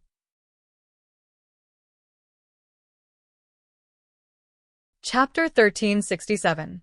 Lil Thing and Little Shadow searched the ice for an entire night but couldn't find any trace of Yan. Little Shadow almost went to the shores of the frozen sea to search for her on the mysterious continent. However, he held himself back in the end. He knew that his father wouldn't give up looking for Yan and didn't want to cause trouble for him at this time. When he and Lil Thing returned, Rue was already awake. His tears were still wet, but he was much stronger than before. Lil Thing transformed into a tall snow wolf and walked towards Rue. It crouched in front of Rue and rubbed its head against Rue's feet as if comforting him. Rue rubbed the wolf's head and immediately sat on its back. Gu Beiyue followed. Gu and Tang Li wanted to go as well, but they didn't fight with Gu Beiyue. They just waited quietly. The snow wolf carried Gu Beiyue and Rue across the blackened ice and headed straight for the center of the frozen sea. Last night, it had brought Little Shadow to that hole. Only Little Shadow knew that it had been wailing inside for a long time. The first thing Gu Beiyue noticed when they entered the hole was that the ice below was white. The frozen sea was covered in ice, and the poisoned area was only 3 feet below the surface. Although it was only 3 feet, it was enough to stop anyone on the mysterious continent. Grand Tutor, my father and mother are here. Rue said in a choked voice. Gu Beiwa looked back to see Rue, and the snow wolf hugging each other on a large piece of ice. He strode over and took a closer look. Although he couldn't see clearly, he could vaguely make out Han Yunxi and Long Fei's faces and their tightly clasped hands. His heart skipped a beat, and he hurriedly looked away. He didn't make a sound for a long time, only looking up and widening his eyes. He was quiet for a long time until Rue called out timidly, "Grand Tutor." Only then did he turn back with a gentle and calm expression. He knelt down and pulled Rue up from the ice, saying gently, "Don't be like this. Your parents won't bear to see you catch a cold.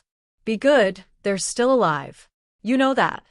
Rue nodded seriously. He had felt his parents' chi the moment he came down. They were really cultivating, he was sure. At this moment, the snow wolf suddenly let out a low cry and crawled up. Gu Beiwa and Rue looked over, only to see the snow wolf vanish into thin air. Both Gu Beiwa and Rue gave a start, but Rue quickly exclaimed, "Mother! Mother must have taken Lil Thing. It must. Mother knows that we're here. She knows that the little thing is here." Rue, you're here. Mother, you know that we're here. You know that, right? You and Father will be fine, right? Mother, can you please answer me? Yes, yes. OAS, I beg you.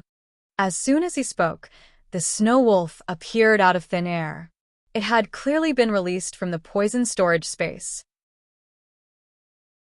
Rue was pleasantly surprised as he pulled Gu Beiwa to tears and laughter. He was so excited that he was about to jump up. "Grand Tutor, my mother can hear us." She answered me. She really did answer me. The snow wolf rubbed against the ice as if trying to tell Gu Beiwa and Rue that Mama Yunxi wasn't dead and could sense them. Gu Beiwa knelt down and placed a hand on the ice, resting it on Long Fei and Han Yunxi's interlocked fingers. "Your Majesty, esteemed Empress, this subordinate has returned from the gates of hell. This subordinate will protect the Great Qin and assist the Crown Prince and Princess. When you return from the ice, I'll avenge." Blood. Enmity. Gu Beiwa's last 3 words were especially harsh, his gentle eyes flashing with a frightening viciousness.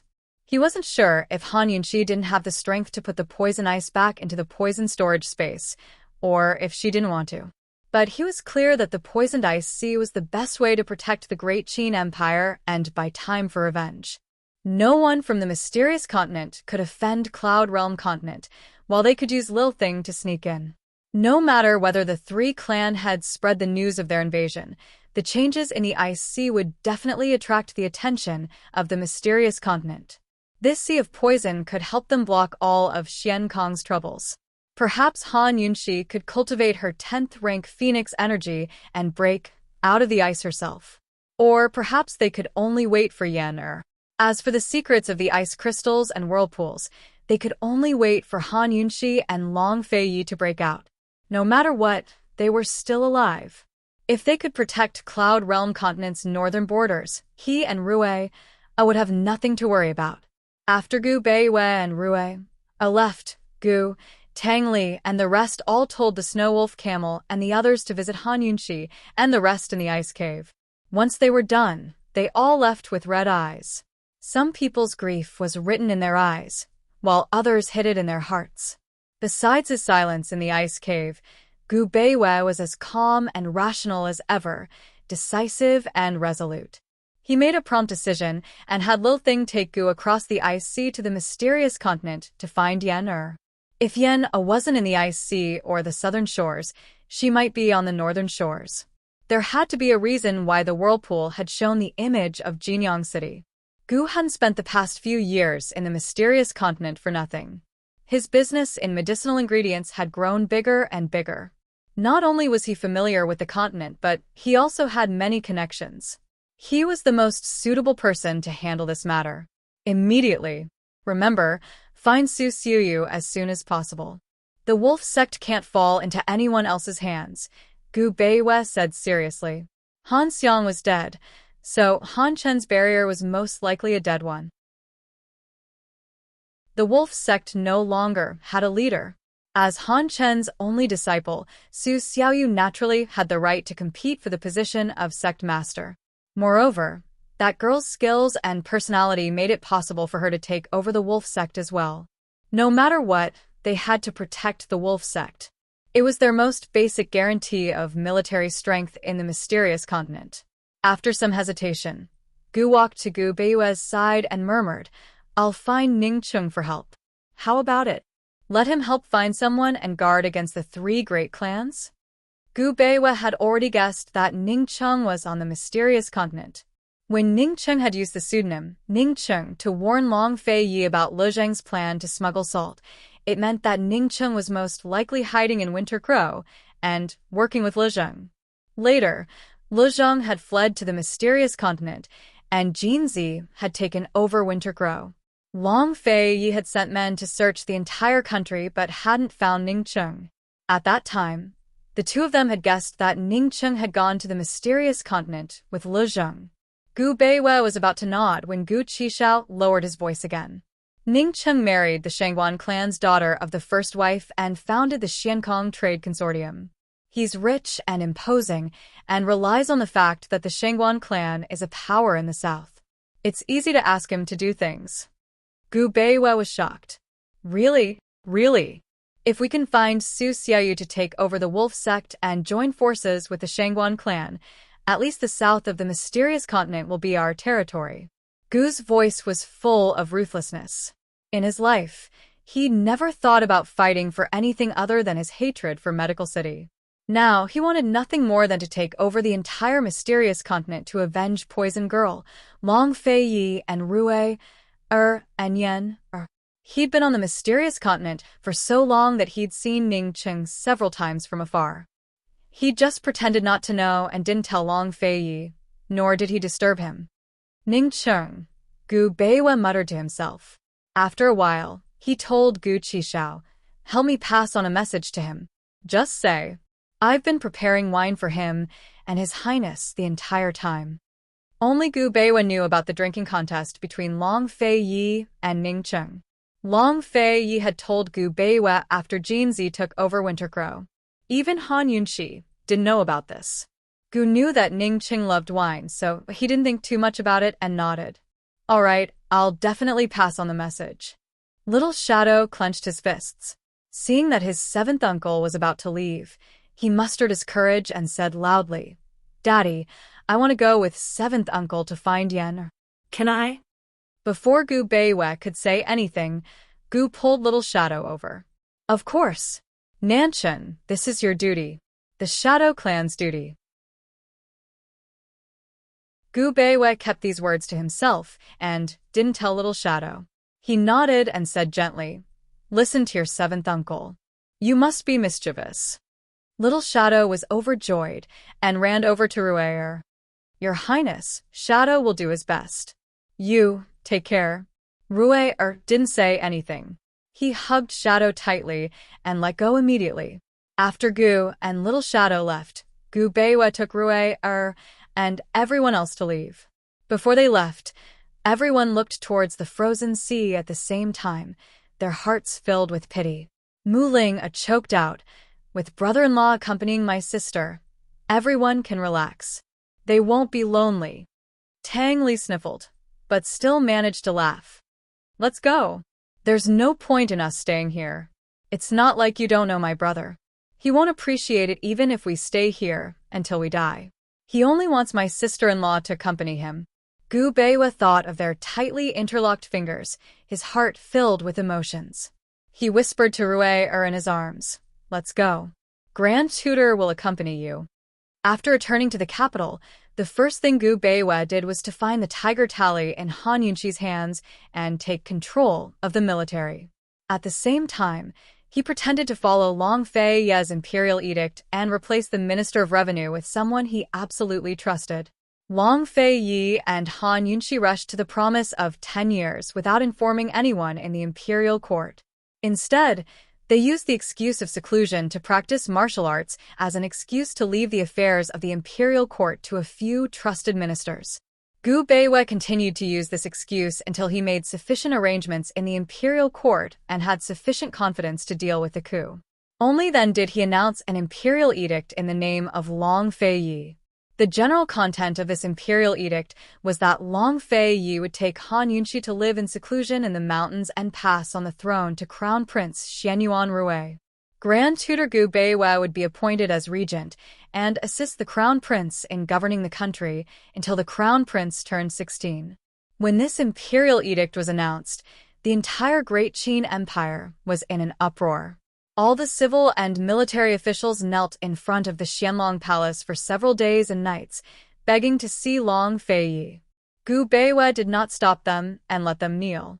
Of course, there were many who suspected that something had happened to Long Fei Yi and Han Yunxi, and that he had no choice but to pass on the throne to the crown prince. Some even suspected Gu Beiwei. Gu Beiwei didn't pay any attention to the rumors.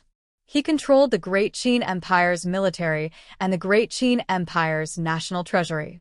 He had long since made preparations to deal with the rebellion. Arguing was a waste of time. Those who believed him would naturally believe him. Those who did not believe him would not believe him, no matter how much he explained. As for those who did not believe him, he did not waste his breath. Instead, he used enough confidence and capital to convince them. All these years, Gu Beiwei's assistance to Long Fei Yi had not been in vain. All these years, Gu Beiwei's dedication to the Great Qin Empire had not been in vain. In this change of the throne, there were many who opposed it, but there were also many who believed in it. In just half a year, Gu Beiwei had firmly secured the position of regent with a gentle attitude and decisive methods. It was because of his firm position that Rui could sit on the throne. Think about it. Those who opposed it, those who said they wanted to see Long Fei Yi, did they really want to see Long Fei Yi? Or were they just using the excuse of wanting to see Long Fei Yi to rebel?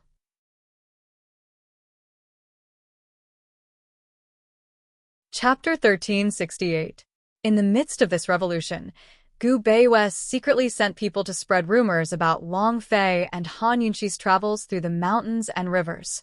For example, some people said that they had seen Long Fei Yi and his wife, and some people said that they had been cured by Han Yunxi. Rumors were terrifying, not only because they could distort truth, but because they could also cause people to spread false information. As soon as Gu Beiwei spread these rumors, there were many different versions of Long Fei Yi and Han Yunxi. As time passed, most people started to believe that Long Fei Yi and Han Yunxi were in some corner of Great Qin. It had to be said that these rumors, in a certain sense, had a shocking effect on some of the restless people in the court. With Long Fei Yi and Han Yunxi still around, those people naturally didn't dare to be too impudent. Half a year had passed, and Gu and the little shadow had gone back and forth between the mysterious sky continent and the cloud realm many times, but they still hadn't brought back any news about Yan Er. However, Gu had already contacted Ning Cheng and told Ning Cheng everything. He had also found Xiao Yu'er. After hearing about this, Xiao Yu'er, who was still training, immediately rushed back to the wolf sect. She used a duel to kill a few of Han Xiang's subordinates and took out Han Chen's command medallion, announcing that she would temporarily take over the wolf sect. Even though they had been searching for Yan Er for half a year without any results, Ning Cheng and Su Xiuyu didn't give up and continued to secretly ask about her. After stabilizing Great Qin's situation, Gu Beiwei personally went to the mysterious continent and secretly met with Gu, Ning Cheng, and Su Xiaoyu. The four of them talked for a day and a night. Half a year later, Gu Nanchun, Jin Ling, and Tang Hongdo were secretly sent to the mysterious continent. As for where they were sent and what they were going to do, that was a secret. Both Shang'er and the Shangguan clan's Shangguan Zhe knew Ning Cheng's identity. In order to deceive the public, Ning Cheng's son, Ning Yuan, was given the Shangguan family surname, Shangguan Ningyuan, and stayed in the Shangguan family to practice martial arts. In the end, Ning Cheng still had his guard up. He didn't tell the Shangguan clan master the truth about the ice sea. He only found an excuse to ask about the ice seal cultivation. In the north of the mysterious continent, the Shui clan cultivated their qi by sealing themselves in ice. The process of using one's true qi to defend against the cold was a form of cultivation. When Ning Cheng found out about this, he was so excited that he couldn't sleep the whole night. Since that was the case, then Rue's senses were right. Long Fei and Han Yunxi hadn't lost their lives, but were using the chance to cultivate instead. Rue remained in the Great Qin Palace, learning how to manage court affairs while diligently practicing his martial arts. Gu Beiwei had set up a trap for both revenge and conquest of the mysterious continent. He was helping Long Fei Yi and Han Yunxi at the same time. After sending them off, Rue stood on the southern shores of the Ice Sea and shouted, "My Xianyuan imperial clan will one day flatten the mysterious continent." Now that the trap was set, all that was left was to wait and work hard. Day after day passed without any news of Yan. Still, no one believed that she was dead. According to Little Shadow's words, one had to be strong in life and see the corpse in death. The search had never stopped. Gu and Lil Thing became the key link between the two sides. News of Gu Beiwei and Rue, Tangli, Ningjing, Jinzi, and Muling were all brought to the children through Gu. The children's letters were also brought back to Cloud Realm Continent through Gu. After a year of peace, the golden-eyed snow mastiffs all returned, but none of them dared to step foot into the waters. They could tell that the black ice was poisonous. When they saw Gu Qishao, they still wanted to surround and attack him, but as soon as they saw the tall and fierce snow wolf behind him, they all submitted to Gu Qishao. Gu sat by the shore as a large group of golden-eyed snow mastiffs surrounded him. At the very least, they made him look less lonely. Gu and Lil Thing often went into the ice cave to keep Long Fei Yi and Han Yunxi company. He would often sit by Long Fei Yi and Han Yunxi's side for an entire night to talk about the children, his and Gu Beiwei's plans, the state of affairs in the mysterious continent, and the Great Qin nation. He knew that Long Fei Yi and Han Yunxi could sense his and Lil Thing's presence, but he wasn't sure if the Long Fei Yi and Han Yunxi could hear him. Thus, he told them over and over again.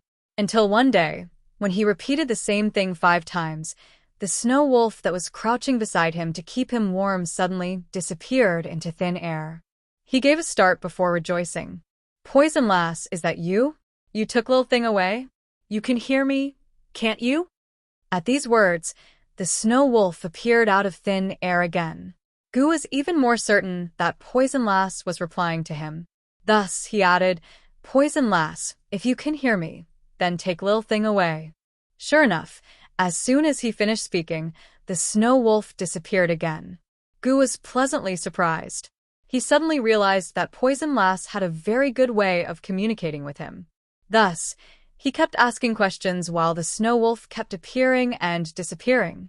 In the end, the snow wolf gave a dissatisfied howl before Han Yunxi didn't put it back into the poison storage space. The snow wolf hadn't fully recovered yet, so it could stay in its wolf form for a long time. Still, it couldn't communicate with Mama Yunxi's consciousness. Even so, it could still sense Mama Yunxi's emotions. Mama Yunxi was clearly making Gu nag, but Gu was having fun on his own. Now she was dragging him down with her, seriously.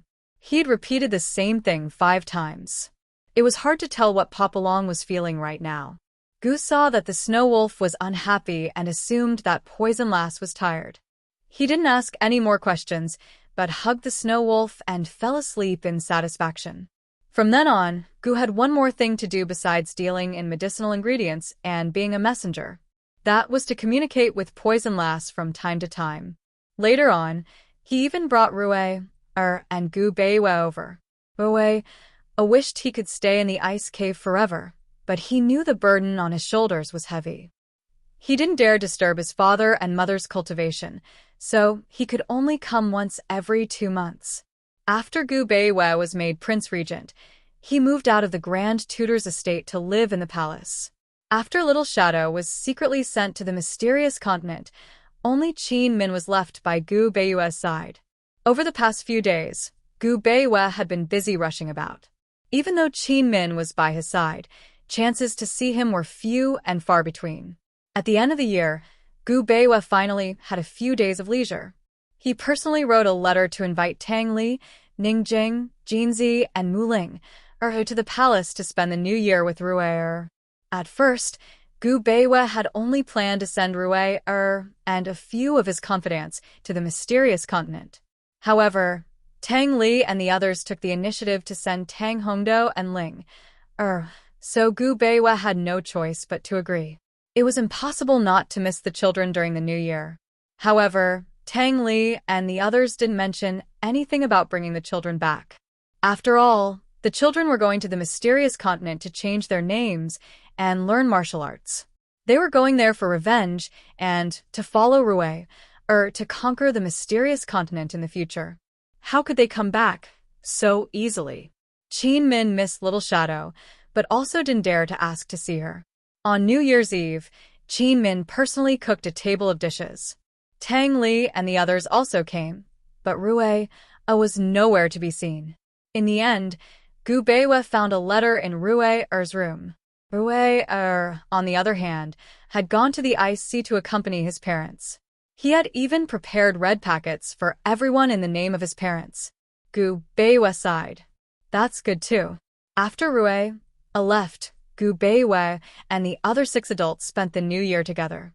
After the reunion dinner, everyone chatted for a while before returning to their rooms. Qin Min sat in the courtyard and couldn't help but miss Little Shadow. She wondered how the child was doing on the mysterious continent. Did she still miss Yen? Did she still secretly cry? She sat for a while before getting up to return to her room. She lived in the main room while Gu Beiwe lived in the side hall of the mysterious Dragon Palace most of the time. He would occasionally come for dinner, but never stayed overnight. She thought that Gu Beiwe had left, but just as she was about to enter the room, she saw Gu Beiwe walk out. It's so late. Why aren't you? She was about to speak when there was a loud bang behind her. She subconsciously looked back and saw that in the dark night sky, gorgeous fireworks were blooming. It was extremely beautiful. Fireworks, she walked out and stood under the fireworks in the sky, looking up at the sky. It was as if she had returned to that night in Ningzhou City. That night, for the first time, she realized that she couldn't bear to leave him. She looked back at Gu Beiwe and smiled gently. Gu Beiwe grinned and said, "Keep the money well." Qin Min didn't know whether to laugh or cry. She didn't expect him to still remember after so many years. She walked over and said, "Gu Beiwe, I don't want the money. Stay and spend the new year with me, okay?" It was the new year. She couldn't bear to spend it alone, and she couldn't bear to let him spend it alone in the side chamber. She had chess in her room, and she could play chess with him. A game of chess was enough to pass the night. She was about to say something, but unexpectedly, Gu Beiwe agreed. "Okay, I'll accompany you." She was overjoyed. She wanted to ask for a bargaining chip, but Gu Beiwe suddenly carried her in his arms and turned to walk into the room. This Gu Beiwe. Could it be that he had misunderstood? Did he think that she wanted to spend the night with him? Her heart started to pound. She could have explained, but she didn't want to. Gu Beiwe had indeed misunderstood Qin Min's intentions. He set her down on the bed and sat by her side to look at her. Qin Min's heart raced, and her face turned red. But even so, she still asked, "Gu Beiwe, will you not reject anything that I ask for?" If she didn't say it, he would never do it. But if she said it, he would immediately satisfy her. Was it like this? Gu Beiwe didn't answer, and sealed her lips with a kiss. His kiss was as gentle as ever. His actions were as gentle as his kiss, and as awkward. He was obviously awkward, but when his hands covered her most sensitive and prideful part, she couldn't take it and trembled all over. She even curled up. She really couldn't take it. Not for anything else, but because it was him. It was Gu Beiwe. Because it was him, she was completely immersed in it. Because it was him, she didn't ask for any more answers. Because it was him, she was trembling the entire time. It was like a dream, and she couldn't believe it. Gu Beiwe. Oh, Gu Beiwe, even if you pampered me 100 times, I would still be nervous, trembling, and in disbelief. Even if we were one, I still couldn't get close to you. That night, Qin Min curled up in Gu Beiwe's arms and fell into a deep sleep. Gu Beiwe didn't answer her question either. However, from that night onwards, Qin Min had truly become Gu Beiyue's wife. This was an indisputable fact. On New Year's Eve, some people were lively, some were quiet, some were warm, and some were cold. In the Gu family's residence in Jinyang City on the mysterious continent, Gu Fian, who had fallen into a coma a year ago, suddenly woke up. Gu Fian was the granddaughter of the Gu family. She was exceptionally talented, and the elders in the family liked her since she was young. The Gu family and the Qi family had been on good terms for generations, and Gu Fian was also engaged to the Qi family's eldest grandson, Qiyu. A year ago, Gu Fian had been unconscious ever since she was rescued after falling into the water. Speaking of falling into the water, it was a little strange. Gu Fian was originally familiar with the water, but for some reason, she sank after falling into the water that day. After the servants rescued her, the maidservant at the side noticed that Gu Fian's clothes were different from the clothes she was wearing before she fell into the water. However, no one believed that the clothes were different. The maidservant was afraid of causing trouble, so she didn't dare to say anything else. She just took it that she had admitted her mistake. Gu Fian was unconscious, and the Gu family had searched all over for famous doctors, but to no avail. After the new year, the Gu family had planned to give up on this granddaughter and send her to the countryside. Who knew that she would wake up on New Year's Eve? Gu Fian. Who is she?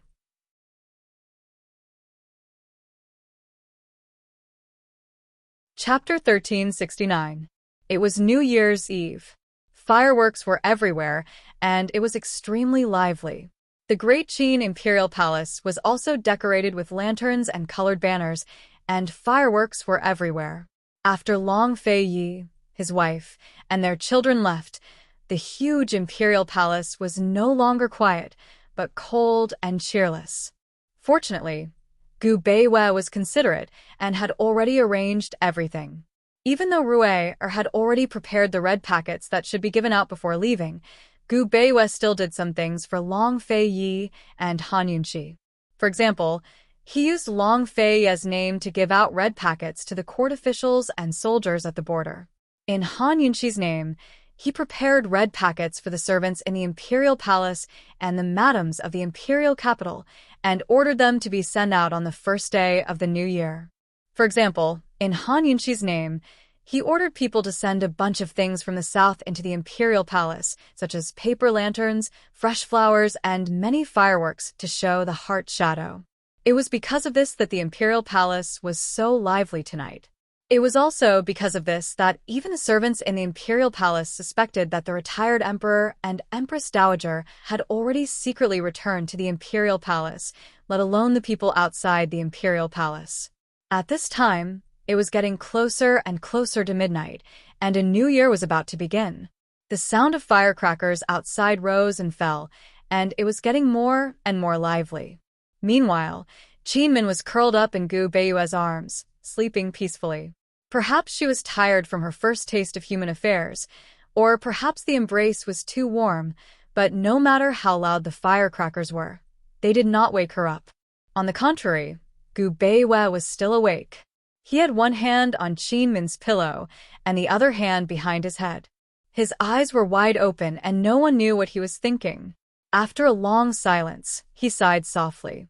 A year is coming to an end, and a person who has not returned for thousands of miles. His originally calm eyes were filled with tears. He was about to get up when Qin Min muttered a few words. It sounded like she was talking in her sleep, but he could not tell what she was saying. He turned to look, and Qin Min moved. She rubbed against him a few times and reached out to hug him. He seemed to be a little uncomfortable, but the corners of his mouth quickly turned up into a faint smile. It was 3 parts helplessness and 7 parts affection. He couldn't move, so he stopped moving. He only carefully brushed away the strands of hair that had fallen on her face, without any intention of getting up. He was sleepless. Listening to the liveliness in the palace, he could not sleep. At this moment, Tang Li and Ning Jing, as well as Jin Zi and Mu Linger, who were staying in the palace for the night, were still awake. Tang Li and Ning Jing sat on the threshold. Ning Jing was slowly chewing the red bean porridge that Tang Li had personally cooked for her. Tang Li tilted his head and watched her eat. The smile on his face was even sweeter than the red bean porridge. Ningjing ate a few mouthfuls and then fed a mouthful to Tang Li. Tang Li smiled even more sweetly. "Madam, you've improved." Ningjing asked expressionlessly, "What do you mean?" Tang Li smiled and said, "You know your husband's hard work and know how to reward your husband." Ningjing said mildly, "Tang Tang isn't here, so she's not used to not being able to feed her. I can only make do and feed you to comfort this madam's longing for her daughter." Tang Li was especially disdainful. "My daughter has been eating by herself since she was 3 years old and never let anyone feed her. Ningjing, you can't slander her behind her back when she's not here." Ningjing muttered in her heart, "You're talking so much nonsense just to eat porridge." She rolled her eyes at Tang Li unhappily and said coldly, "I can't finish it. Do you want to eat?" Tang Li blurted out, "Your appetite is so big. You can obviously finish a big bowl." Ningjing's expression stiffened when she heard this, but she quickly put on a fake smile. "I'm not eating." Shit. Thus, the red bean porridge that was about to reach Tang Li's mouth was immediately taken back by Ningjing, and she ate it in one big bite. The originally quiet and sweet scene suddenly changed. Ningjing no longer chewed slowly and ate the rest of the red bean porridge in big mouthfuls. Tang Li couldn't even see it, let alone eat it. Ningjing finished eating and threw the bowl and chopsticks into Tang Li's hands. "Wash up and sleep." She stretched lazily and went into the room. Tang Li stared at the bowl and chopsticks in his hands for a long time before he muttered to himself, "Wash up and sleep? Since when did wash up and sleep mean this?" Tang Li naturally handed the bowl and chopsticks to the servants. When he returned to the room, he saw that Ningjing wasn't sleeping but was packing her luggage. Tang Li hurried over and asked with a smile, "Are you really angry?" "Ollie, let's go to the IC2," Ningjing said seriously. In the end, she still missed her daughter. Perhaps she could meet Gu at the IC and ask about Tang Tang's recent situation. Although Tang Tang and the other two had changed their names and concealed their identities after being sent to the mysterious continent, Gu still reported the children's safety several times in the past year so that they could rest assured. Tang Li stopped smiling and said indifferently, "Okay, we can't make it in time for New Year's Eve, but we should still be able to meet Xiao Qi at the Lantern Festival." Gu and the little thing stayed on the icy coast and acted as messengers between the two continents. With his personality, he would definitely bother Long Fei Yi and Han Yunxi during festivals. He would definitely be at the IC on New Year's Eve and the Lantern Festival. Tang Li and Ningjing left as soon as they said they would. They did not bid farewell to Gu Beiwei in person but left a note. Tang Li even specially left a red packet for Little Shadow so that Qin Min could accept it on her behalf. However, not long after Tang Li and Ningjing left the palace, they heard a man and a woman quarreling. The voice was very familiar to them. The woman angrily questioned, "Will it kill you to walk slower?" Cold, the man's tone was. "You're the one who can't walk fast, yet you still complain that I'm slow." The woman continued, "You can take 3 steps faster than me in 1 step, yet you still have the nerve to complain that I'm slow." The man said, "You're the one who's short, yet you still have the nerve to complain that my legs are long." The woman seemed to be angry and did not say anything for a long time. Tang Li and Ningjing looked at each other suspiciously and hurriedly led their horses out of the alley. Sure enough, they saw 2 familiar figures not far in front of them. If these 2 were not Mu Ling, and Jinzi, who else could they be? Even though the 2 were quarreling fiercely, Jinzi still held tightly onto Mu Ling, hand, and did not let go. Ningjing looked at the tightly clasped hands and could not help but burst out laughing. Mu Ling was indeed a little short while Jinzi was tall. When Jinzi took a stride with his long legs, Mu Ling really had to take 3 steps to catch up. Jinzi held Mu Ling, hand as they walked. One could imagine how hard it was for Mu Ling to keep up. Hearing the movement behind them, Jinzi and Mu Ling turned back at the same time. "What a coincidence, are you leaving too?" Ningjing asked. Sister Jing, we're going to the ice sea. Are you coming? Mu Ling quickly replied. If it were not for the new year with Rui, she and Jinzi would have already gone to the ice sea. Who knew that Rui would run to the ice sea when they were heading south? She missed her Lil Ling, her sister and brother-in-law, and also missed Chi brother and the little thing. After dinner, she wanted to ask Big Sister Jing if she wanted to go with them, but she was stopped by Jinzi. Jinzi said something about the fireworks in the city on New Year's Eve and wanted to take a walk with her to see the fireworks all the way to the city gates. She must have been out of her mind back then to believe his nonsense. Just based on the height difference between the two, it was destined that they would not be able to take a walk happily in this lifetime. We're also going to the ice sea. Before Ning Jing could finish, Tang Li interrupted. We're also going to the ice sea. We'll leave first. You guys continue. That Brother Jin's legs are really long.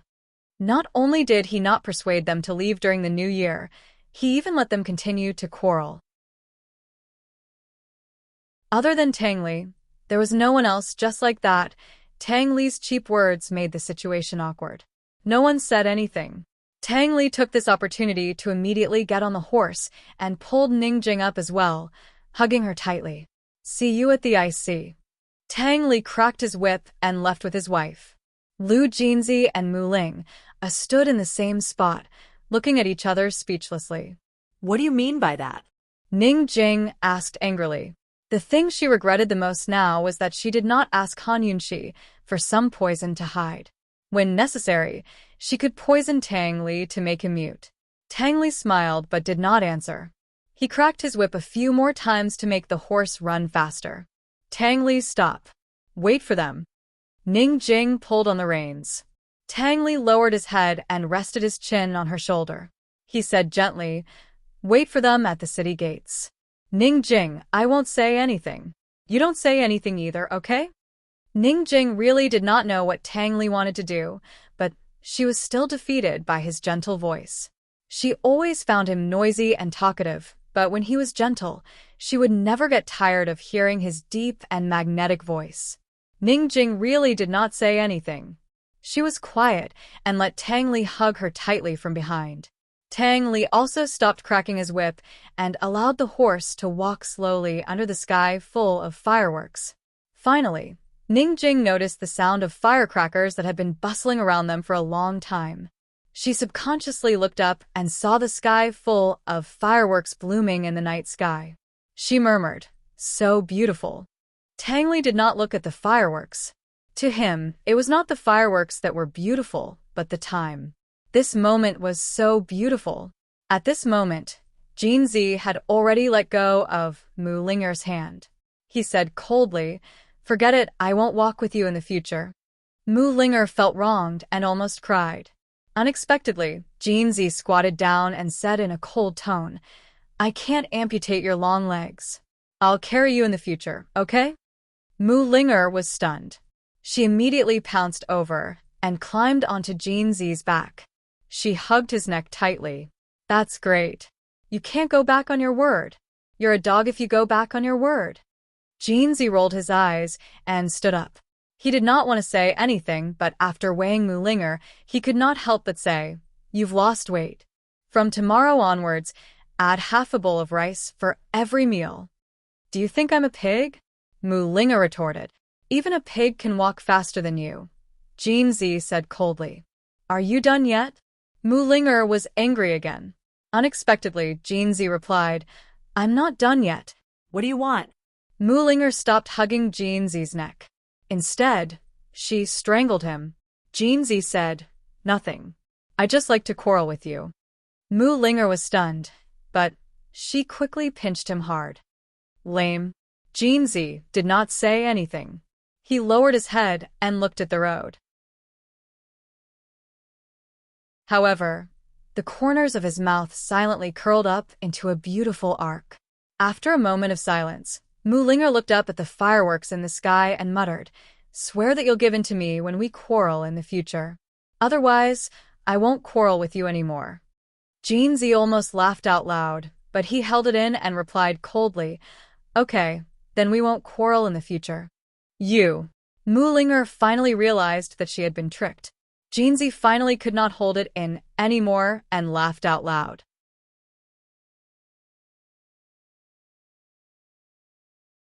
Chapter 1370. Jeansy and Mulinger saw Tang Li and Ning Jing at the city gate. The husband and wife went north together. Ruer rushed for several days and finally arrived at the ice coast. On New Year's Eve, there was no moon. On the ice coast, desolate and cold, there was no sign of human habitation. This was like a dark world. No matter which direction you look, it was all black. The sky was black and the earth was black. There was no end to it. It was dark and silent. Besides the whistling of the north wind, there was no other sound to be heard. Xian Yuan Rui stood on the ice coast, his back straight, standing like a pine tree. He was only 20 years old, but he was a head taller than his peers. Because he practiced martial arts all year round, his body was more robust and refined than his peers. He wore a brocade white casual outfit, a jade pendant hanging from his waist, and a luxurious purple fox fur cloak draped over his shoulders. The calmness and arrogance between his eyebrows were exactly the same as the long Fei Yi when he was young. He had one hand behind his back and the other hand holding a lantern. In this darkness, there was only a small light in his hand. Although this light was small, the wind could not blow it out. Although this light could not illuminate a corner of the ice sea, it could illuminate his dark and deep eyes, letting him see the long road ahead. Only 1 year. Today's Xian Yuan Rui was no longer the Xian Yuan Rui of the past. 2 years, 3 years, even 10 years later, Xian Yuan Rui? Xian Yuan Rui pondered. At this time, there was also a light in the darkness ahead. He looked over, his cold eyebrows finally warmed a little. Perhaps he was much luckier than his father. No one had ever been able to warm Imperial Father's cold heart until Imperial Mother's late arrival. And he had a grand tutor, a godfather, Li Shu and Jin Shu. Also, his father left him a group of advisors, a group of loyal officials, and his mother left him a lot of connections. His heart could always be warmed. His road would not be so lonely. That light was getting closer and brighter. He saw a tall and proud snow wolf carrying a red-clothed man galloping over. On the snow wolf's back was a wide chair covered in several layers of fox fur. 10 large red flags were placed on 3 sides of the chair, and at the end of each chess piece was a large red lantern. Along with the snow wolf's hijacking, facing the wind, the red flag fluttered. The lantern swayed. This scene was really intoxicating. People who didn't know from afar would mistake the snow wolf for a monster. However, Xian Yuan Rui recognized the snow wolf and his godfather Gu at a glance. His face, which had been cold for the past few days, unconsciously blossomed into a long-lost smile. He shouted, "Godfather, little thing." Gu rode the snow wolf. Awe-inspiring, handsome, and awe-inspiring. As soon as he heard Ruer shout, he immediately jumped down from the comfortable and warm fox fur chair and landed on the little thing's back. He grabbed the little thing's ear and signaled it to stop. Unfortunately, the usually obedient little thing tossed Gu Qishao to the back of its head as soon as it saw its little master. Not only did it ignore Gu Qishao's orders, it even shook violently until Gu Qishao almost fell off its back. It galloped over, somewhat unable to stop. It pounced on the little master and directly threw the little master to the ground. Gu, who was standing on its back, suddenly flew forward. Xian Yuan Rui hugged the little thing. One person and one beast rolled on the snow, completely ignoring Gu. As soon as Gu fell on the snow, the golden-eyed snow mastiffs lurking around all came out, surrounding him from all directions. 1 year, for the whole year, this group of golden-eyed snow mastiffs could not find a chance to besiege Gu. Not for anything else, but because every time Gu sat on the snow wolf's back, majestic and awe-inspiring, the golden-eyed snow mastiffs did not dare to approach the snow wolf. They could only stare blankly at Gu, who, as usual, frequently came and went on both sides of the ice sea. Now, the opportunity finally came. Gu looked around, immediately climbed up, and pulled out his dagger. Almost at the same time, All the Golden Eyes snow mastiffs rushed over, instantly submerging Gu's figure. After a year, the battle between humans and dogs could be said to be fierce. Although it took some time, Gu Qishao still won in the end. By the time he stood up from the pack of golden-eyed snow mastiffs, he saw Rui and Lil Thing sitting by the shore, looking at him with interest. He leisurely tidied up his clothes and hairstyle, then walked over and squeezed a seat between Rui and the little thing.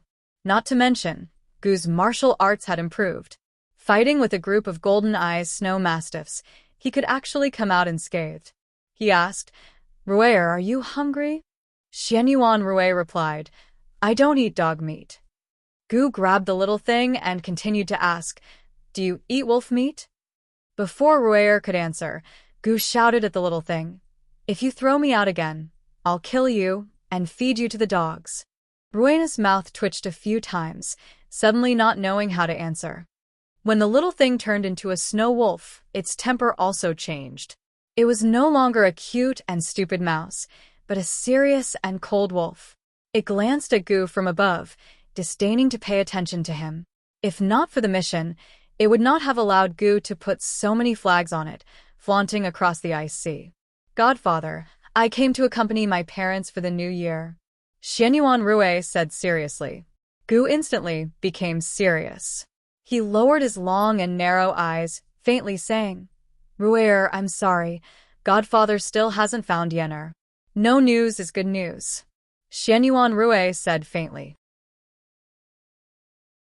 He would rather his sister's whereabouts be unknown than her life or death unknown. There must be a reason why Jinyang City appeared in the whirlpool. After the new year, Godfather will go to Jinyang City and search from house to house. Even if you have to dig 3 feet into the ground, you must find her, Gu said seriously. Rui hated that he couldn't find her himself, but he couldn't. He had too many things to do. Although the Great Qin court wasn't a mess, he couldn't throw everything to the Grand Tutor and let the Grand Tutor bear the infamy of usurping the throne. Xianyuan Rui flew onto the snow wolf's back and was about to leave when Gu stopped him. He took out a cloak from the box behind the chair to wrap Rui up. "In the middle of winter, the ice sea is especially cold," he said seriously. "I have qi to protect my body. I'm not afraid of the cold." Xianyuan Rui took off his own cloak. "Godfather, put it on, quick." "What's with all the nonsense?" He's used to going back and forth. "It's only half the journey. I won't die from the cold," Gu said impatiently. "If your parents were here, they might even wrap you in 4 or 5 cloaks." Rui wanted to decline, but seeing his godfather's gloomy face, he could only give up. Since young, how could he not know his godfather's temper? In this year, the Grand Tutor taught him to grow up, taught him to shoulder many things on his own. However, when he was beside his godfather, he suddenly felt that he was back to a year ago, a child again. Rui's eyes were a little wet. Without saying anything, he wrapped the 2 cloaks tightly and sat on the little thing's back. Gu was satisfied. He also flew up and sat beside Rui, holding him in his arms. Into the ice sea. Rui found that his godfather really wasn't afraid of the cold. In this year, his godfather went to the ice sea several times and was really used to it. Many times, being used to it wasn't a terrible thing, but a heart-wrenching thing. "Godfather," Rui whispered. "What's wrong?" Gu asked curiously. "It's good to have you." Rui's voice was still very soft, but Gu heard it clearly. He laughed. "Silly child." It was almost dawn when Gu and Rui arrived at the ice cave. Mystic ice seemed to be able to freeze everything, including time. Nothing had changed here. Han Yunxi was submerged in the frozen waters of the pond, while Long Fei lay sprawled beside her. The two of them were still holding hands as they stared at each other. Ning Cheng had actually arrived long ago and was sitting at the side. When he saw Rui, he immediately stood up and bowed. "Your Highness." Even though Rui was already the young emperor in the Great Qin, in everyone's hearts, he was still the heir to the empire, and Long Fei Yi was still the master of the empire. "Uncle Cheng, no need to be so courteous," Rui said seriously. He sat down beside his parents and touched the mystic ice on them. Before he could speak, the little thing beside him suddenly disappeared. Without a doubt, Han Yunxi had put the little thing into her poison storage space. She and Long Fei Yi could hear everyone's voices. They knew Ru'er was here. Ru'er was so happy that tears were about to fall, but he was still strong. He didn't care about the others and just sat down to talk with his parents. He talked about many things. When the Great Qin was founded, he talked about the mysterious continent. He talked about his longing and everyone's longing. He talked about his sadness and his happiness. In short, whether his parents knew about it or not, he talked about it. In fact, he didn't have to go through the little thing. As he spoke, he could feel the intense changes in his father and mother's true qi. His parents were responding to him in this way. He even found that their qi was much stronger than a year ago, and there were even signs of advancement. He had to admit that this not only comforted him, but also encouraged him. Ru'er, who had always been a man of few words, had become a chatterbox. Gu had already gone to sit beside Ning Cheng. Gu had brought Ning Cheng over first before picking up Ru'er. He knew that Ru'er would definitely come tonight. Hey, why aren't you going back to warm your wife's bed? Why are you sitting here like an idiot? Gu asked suspiciously. Since he dared to offend Long Fei Yi, Gu and Ning Cheng got along very well. Why aren't you looking for a woman to warm your bed? What are you doing here? Ning Cheng asked in return. Gu laughed. I don't want anyone else but Poison Girl. Ning Cheng frowned. What did you say? Not only did Gu not say it out loud, he even lowered his voice. I don't want anyone else but Poison Girl. Ning Cheng looked at him meaningfully and didn't say anything else. Instead, he threw a bunch of fireworks to Ru'er and said loudly, Your Highness, let your ears rest. Your Highness the Crown Prince, let your parents' ears rest. Your godfather has already annoyed them to the point of going crazy. Ru'er had said enough. He didn't want to repeat the same thing over and over again like his godfather. He picked up the fireworks and lit them all up from the lantern his godfather had specially made. Following the popping sounds, the fireworks flew up and out of the ice cave. They bloomed in brilliant colors in the sky above the ice sea, breaking the darkness and silence of the ice sea. Ning Cheng and Gu Qishao both rose to their feet and found the fireworks especially beautiful. Long Fei Yi and Han Yunxi couldn't see the fireworks. Perhaps they were already satisfied to hear Ru'er's voice on New Year's Eve. At this moment, the two of them had fainted because they had used too much true qi to interact with Ru'er. Although they were frozen, they weren't idle at all. No one in the world wanted to break out of the ice more than they did. Using true qi to protect their bodies from the cold while simultaneously cultivating was a very taxing task. Fainting was actually a common occurrence. When she was in a coma, Han Yunxi would always have a dream. In the dream, Long Fei Yi was there. Long Fei Yi also had the same dream. However, they didn't know that the other party was having the same dream. Even if they knew, they might not be able to tell whose dream it was. What was the point of being so clear? There was no need to differentiate between them. In the dream, Han Yunxi returned to the hospital and stood in front of Mr. Li. Unlike the first time she had this dream, she was nervous, afraid, and sad. At this moment, she only felt heartache for Mr. Li. She said, Long Fei Yi, I'll allow you to cut the queue. No matter which lifetime, no matter how late you are, I'll allow you to cut the queue. Long Fei Yi smiled. No matter which lifetime, I want you to have an empty spot. I don't want an exception. I want to be exclusive. Their fingers intertwined as the two dreams intertwined. Some people were destined to be together. Even in dreams, they could be together. New Year's Eve special feature. I wish everyone a safe and healthy New Year and hope that everything goes smoothly.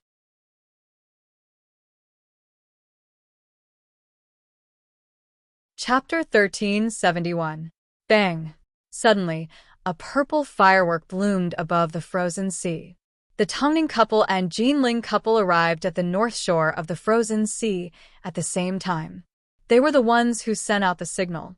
They were waiting for the snow wolf to pick them up. They wanted to see Long Fei Yi and Han Yunxi, as well as their child. They had missed the reunion night on New Year's Eve, so they couldn't miss the Lantern Festival. Not long after the signal was sent out, a huge white shadow appeared in the darkness in front of them. Gradually, it got closer and clearer. It was Lil Thing. Lil Thing, who had transformed into a snow wolf, was tall and mighty. It ran over from afar like an ancient mythical beast descending from the sky. Of course, only when Gu Qishao wasn't riding it did it look so dignified and awe-inspiring. If Gu Qishao wanted to use it as a mount, he'd make it look all gaudy. Putting aside everything else, it was a must to have a big throne on its back. Mu Ling muttered, "That's strange. Where's Qi brother?" Tang Li glanced at her and said, "Your Qi brother will definitely be with my sister-in-law. Don't think about him." As soon as he said this, Ning Jing stepped on Tang Li's foot without batting an eyelid. Then, she continued to step on it with all her might. Tang Li was in so much pain that he wanted to dodge. Ning Jing narrowed her eyes. He didn't dare to dodge and obediently let her step on him. Ning Jing gave him a look of disdain and said in a low voice, "That's what you get for talking so much." Jinzi stood upright behind Mu Ling. He glanced at Tang Li's foot from the corner of his eye and quickly looked away. He pretended not to see it and was even more indifferent to Tang Li's words. His thin and handsome face remained cold. Mu Ling's greatest happiness in this life was not having a Qi brother, but having a husband who allowed her to talk about Qi brother without hesitation. Only those with a guilty conscience would avoid talking about it. Only those who were truly magnanimous would dare to talk about it. He understood. Mu Linger snorted at Tang Li. "My big sis doesn't need my big brother to keep her company. Tang clan head, just you wait. Once your big brother breaks through the ice, see if he'll take care of you." Tang Li was a little dumbfounded when he heard the words, "My brother, my sister, your brother." He lowered his head, feeling helpless and aggrieved. He really did not mean anything else. It was not that he had a bad mouth. He was just the fastest. Ning Jing was amused. She said to Mu Ling, "He doesn't need his brother to deal with him. Your sister is the first one to poison him into a mute." Tang Li muttered, "I'm starting to miss my sister-in-law's mute medicine." His words made Ning Jing and Mu Ling, who were originally laughing, fall silent at the same time. They were all sad. It had been a year. Everyone missed them, especially Rue. At this moment, the snow wolf leaped onto the shore and landed beside them. Mu Ling hurriedly ran over and hugged the snow wolf's neck. "Little thing, long time no see. How are you?" The snow wolf immediately broke free from her hands and walked to the side. It shook the mountain and then raised its head to howl at the moon. It looked mighty, but it was actually arrogant. It quickly returned to Mu Ling's side and rubbed against her affectionately. Only then did it crawl down as if urging them on. Mu Ling, and the rest hurriedly sat on it. The snow wolf turned around and leaped into the ice sea. It sped away and soon disappeared into the darkness. As soon as Mu Ling, and the rest arrived at the ice cave, they were stunned. They saw that the originally cold and dark ice cave had been transformed into a large ice palace. With ice as the outer wall, stone as the inner wall, wood as the pillars, and jade as the decorations, the entire cave was divided into 4 parts. The outer hall, the inner hall, the left and right side halls, and the place where the cave entrance faced was the front yard. It no longer looked like an ice cave, but more like a palace hidden under ice. At this moment, the entire palace hall was filled with lanterns. Each and every one of these lanterns was extremely exquisite and beautiful. However, the flames in the lanterns were not open flames, but luminous pearls. In such a cold place, it was difficult to maintain a flame. This courtyard was filled with sunflowers. Even in the dark, they bloomed brilliantly. Although they were all fake flowers, they were enough to pass off as real, giving people a warm feeling like they were bathing in the sun. Mu Ling, and the rest had not been here for more than half a year. They were very surprised to see all this. However, they did not need to ask to know that other than Gu, no one else could be so extravagant. At this moment, a woman walked out. She was dressed simply and neatly. She was beautiful and playful. She did not look young, but she still gave people the feeling of a young lady. Who was she? Mu Ling, and Ning Jing were shocked. Tang Li and Jin Zi almost protected their wives behind them at the same time. Tang Li said coldly, "Who are you?" The woman smiled and said, "I'm Ning Cheng's wife, Shangguan Ju." Tang Li and the rest came to a realization and relaxed their guard.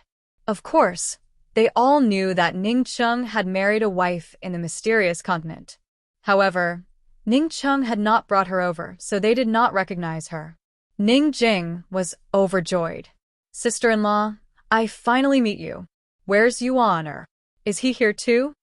Everyone was introducing themselves to each other when the sound of an argument came from the hall. Everyone hurried in and saw two girls, one older and one younger, quarreling. The older girl was about 13 years old. She was clearly a pretty girl, but she was dressed as a man. Her black hair was tied up high, and she wore a sapphire blue robe with a jade belt around her waist. She looked like a handsome and thin youth. The younger girl was about 6 years old. She was petite and wore a light yellow fairy dress. Her hair was combed into two simple buns. She was slightly plump and had a chubby little face and big round eyes. She was cute and adorable. The older girl was, of course, the eldest daughter of the Tang sect, Tang Li and Ning Jing's only daughter, Tang Hongdo. The younger girl was Mu Ling, and Jin Zi's daughter, Jin Ling. At this moment, the two of them were looking at each other angrily and arguing nonstop. "Little girl, I'm telling you, I'm definitely going to be a secret agent. I'll never give it to you. I don't care, you have to agree even if you don't wanna." You little girl, how dare you talk to me like that? At worst, I'll give you half of my money." Hearing this, Jin Zi, who was always expressionless, unconsciously rubbed his nose. A faint smile appeared on his face, full of doting. In this world, he was helpless against his two daughters. One was Big Ling, and the other was Little Ling, Mu Ling, couldn't help but say, "Little girl, how long has it been since we last met? You're already planning to buy your father?" Tang Hongdo and Jin Ling both turned around and realized that their parents were here. The two of them didn't have time to quarrel and rushed over. Tang Hongdo threw herself into Tang Li's arms and wrapped her arms around his neck. "Daddy, you're finally here. I missed you so much." Jin Ling threw herself at Jin Zi and burrowed into his arms as hard as she could. She actually started to cry. She wasn't crying because she quarreled with Tang Hongdo. She was crying because she missed her parents. When she cried, Jin Zi panicked. "Don't cry. What's wrong? What's wrong?" Jin Zi looked at Mu Ling helplessly. Mu Ling, ignored him and looked up at the sky. She was undoubtedly jealous. Tang Jing looked at Tang Li and his daughter unhappily. Her jealousy was no less than Mu Ling's. Jin Zi couldn't do anything about Jin Ling. He could only carry his daughter to Mu Ling. Mu Ling hugged her daughter and comforted her gently. Ning Jing, on the other hand, didn't wait for Tang Li to carry her daughter to her. She snatched her away herself. Mu Ling, and Tang Jing were jealous. They weren't jealous of their daughter, but of their husband. They couldn't understand. They were pregnant for 10 months and painstakingly gave birth to a child. How could they be closer to their father? After a long period of tenderness, the two children finally got up from their mother's arms. Little Jin Ling spoke first. "Tang Hongdo, I want to be a spy." "No. What kind of information can a little girl like you get?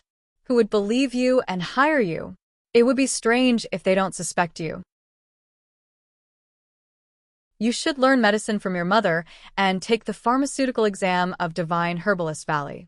I guarantee that you will be invincible in the world and become famous in one fell swoop. You will become the most valued disciple of Divine Herbalist Valley Master. As long as you make the Valley Master happy, you can sell whatever medicine you want. You can earn a lot of gold ingots. Tell me, why are you fighting with your sister over him?" Just like that, Tang Hongdo rambled on and on. Little Jin Ling couldn't find a chance to interrupt at all. She listened and finally couldn't stand it and covered her ears. "Stop. Not to mention little Jean Ling. Even the adults on the side couldn't stand it and covered their ears. Only Tang Li looked at his daughter and smiled very happily. This daughter and Ning Jing were simply the same. Everything was like Ning Jing, but this mouth was like him. Little Jean Ling asked her to stop, but Tang Hongdo still didn't stop. Finally, little Jean Ling cried loudly. Finally, Tang Hongdo stopped. Little Jean Ling glanced at her and continued to cry without any intention of stopping. The two sisters, one couldn't stop talking and the other couldn't stop crying.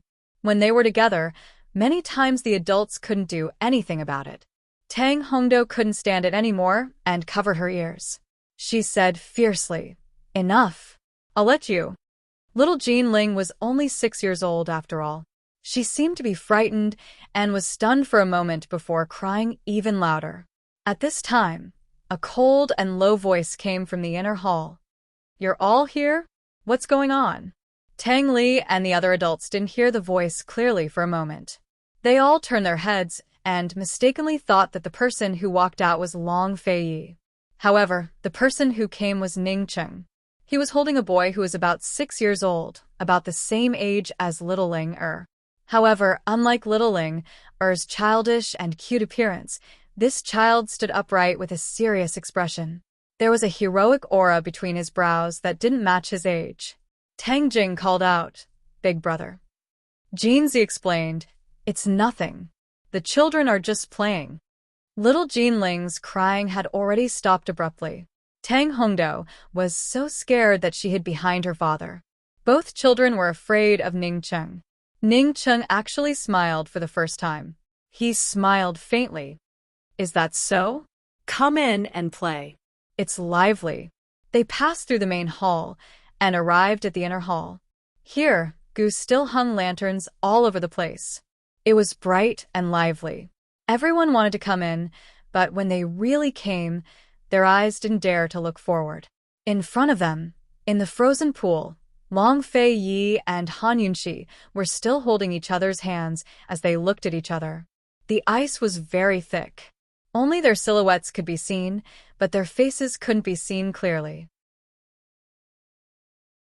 But even so, they could still feel their deep affection for each other. They were willing to win each other's hearts, even in life and death. On this white ice, there was a touch of red curled up. It was so red that it was eye-catching, coquettish, and wanton. This was Gu, who was curled up next to the ice and sleeping. He drank wine last night and came back drunk. He chatted with Long Fei Yi and Han Yunxi for the whole night. As he chatted, he curled up next to Long Fei Yi and fell asleep. If Ning Cheng hadn't given him the medicine to resist the cold, he would have died from the cold. Mu Ling felt sorry for him. Just as she was about to go over, Gu slowly sat up, stretched lazily, and stood up. Dressed in a red robe, coupled with that peerless face, he lazily got up from the ice like a demon who had just woken up after sleeping for 1,000 years. Actually, he had already woken up, but he was too lazy to get up. He looked at everyone, and his gaze finally fell on little Jean Ling and Tang Hongdo. His long and narrow peach blossom eyes quickly narrowed, and his smile became even wider. He was indescribably good-looking. Little Jean Ling and Tang Hongdo immediately rushed over and burrowed into Gu Qixiao's arms to complain. "Seventh uncle, sister won't let me. Seventh uncle, you be the judge. She's snatching it." Gu didn't have children himself, but he was better at coaxing children than the parents present. He rubbed little Ling Er's nose and smiled. "Crybaby, you cry as much as your mother. Here, this is for you. In the future, when you want to cry, just knock on it and count how many gold ingots you've hidden. You'll be able to laugh." As Gu spoke, he handed over a golden abacus, made of pure gold. It was small and exquisite and noble. Little Jean Ling was pleasantly surprised, and her eyes lit up. She grabbed it and hugged it in her arms, afraid that it would be snatched away. Everyone laughed when they saw this, and Tang Hongdo was unhappy. "Seventh uncle." Gu Qixiao pinched Tang Hongdo's nose and grinned. "You're the big sister, so give way to Jean Ling. Seventh uncle will find you a job at the auction house as an auctioneer. How's that?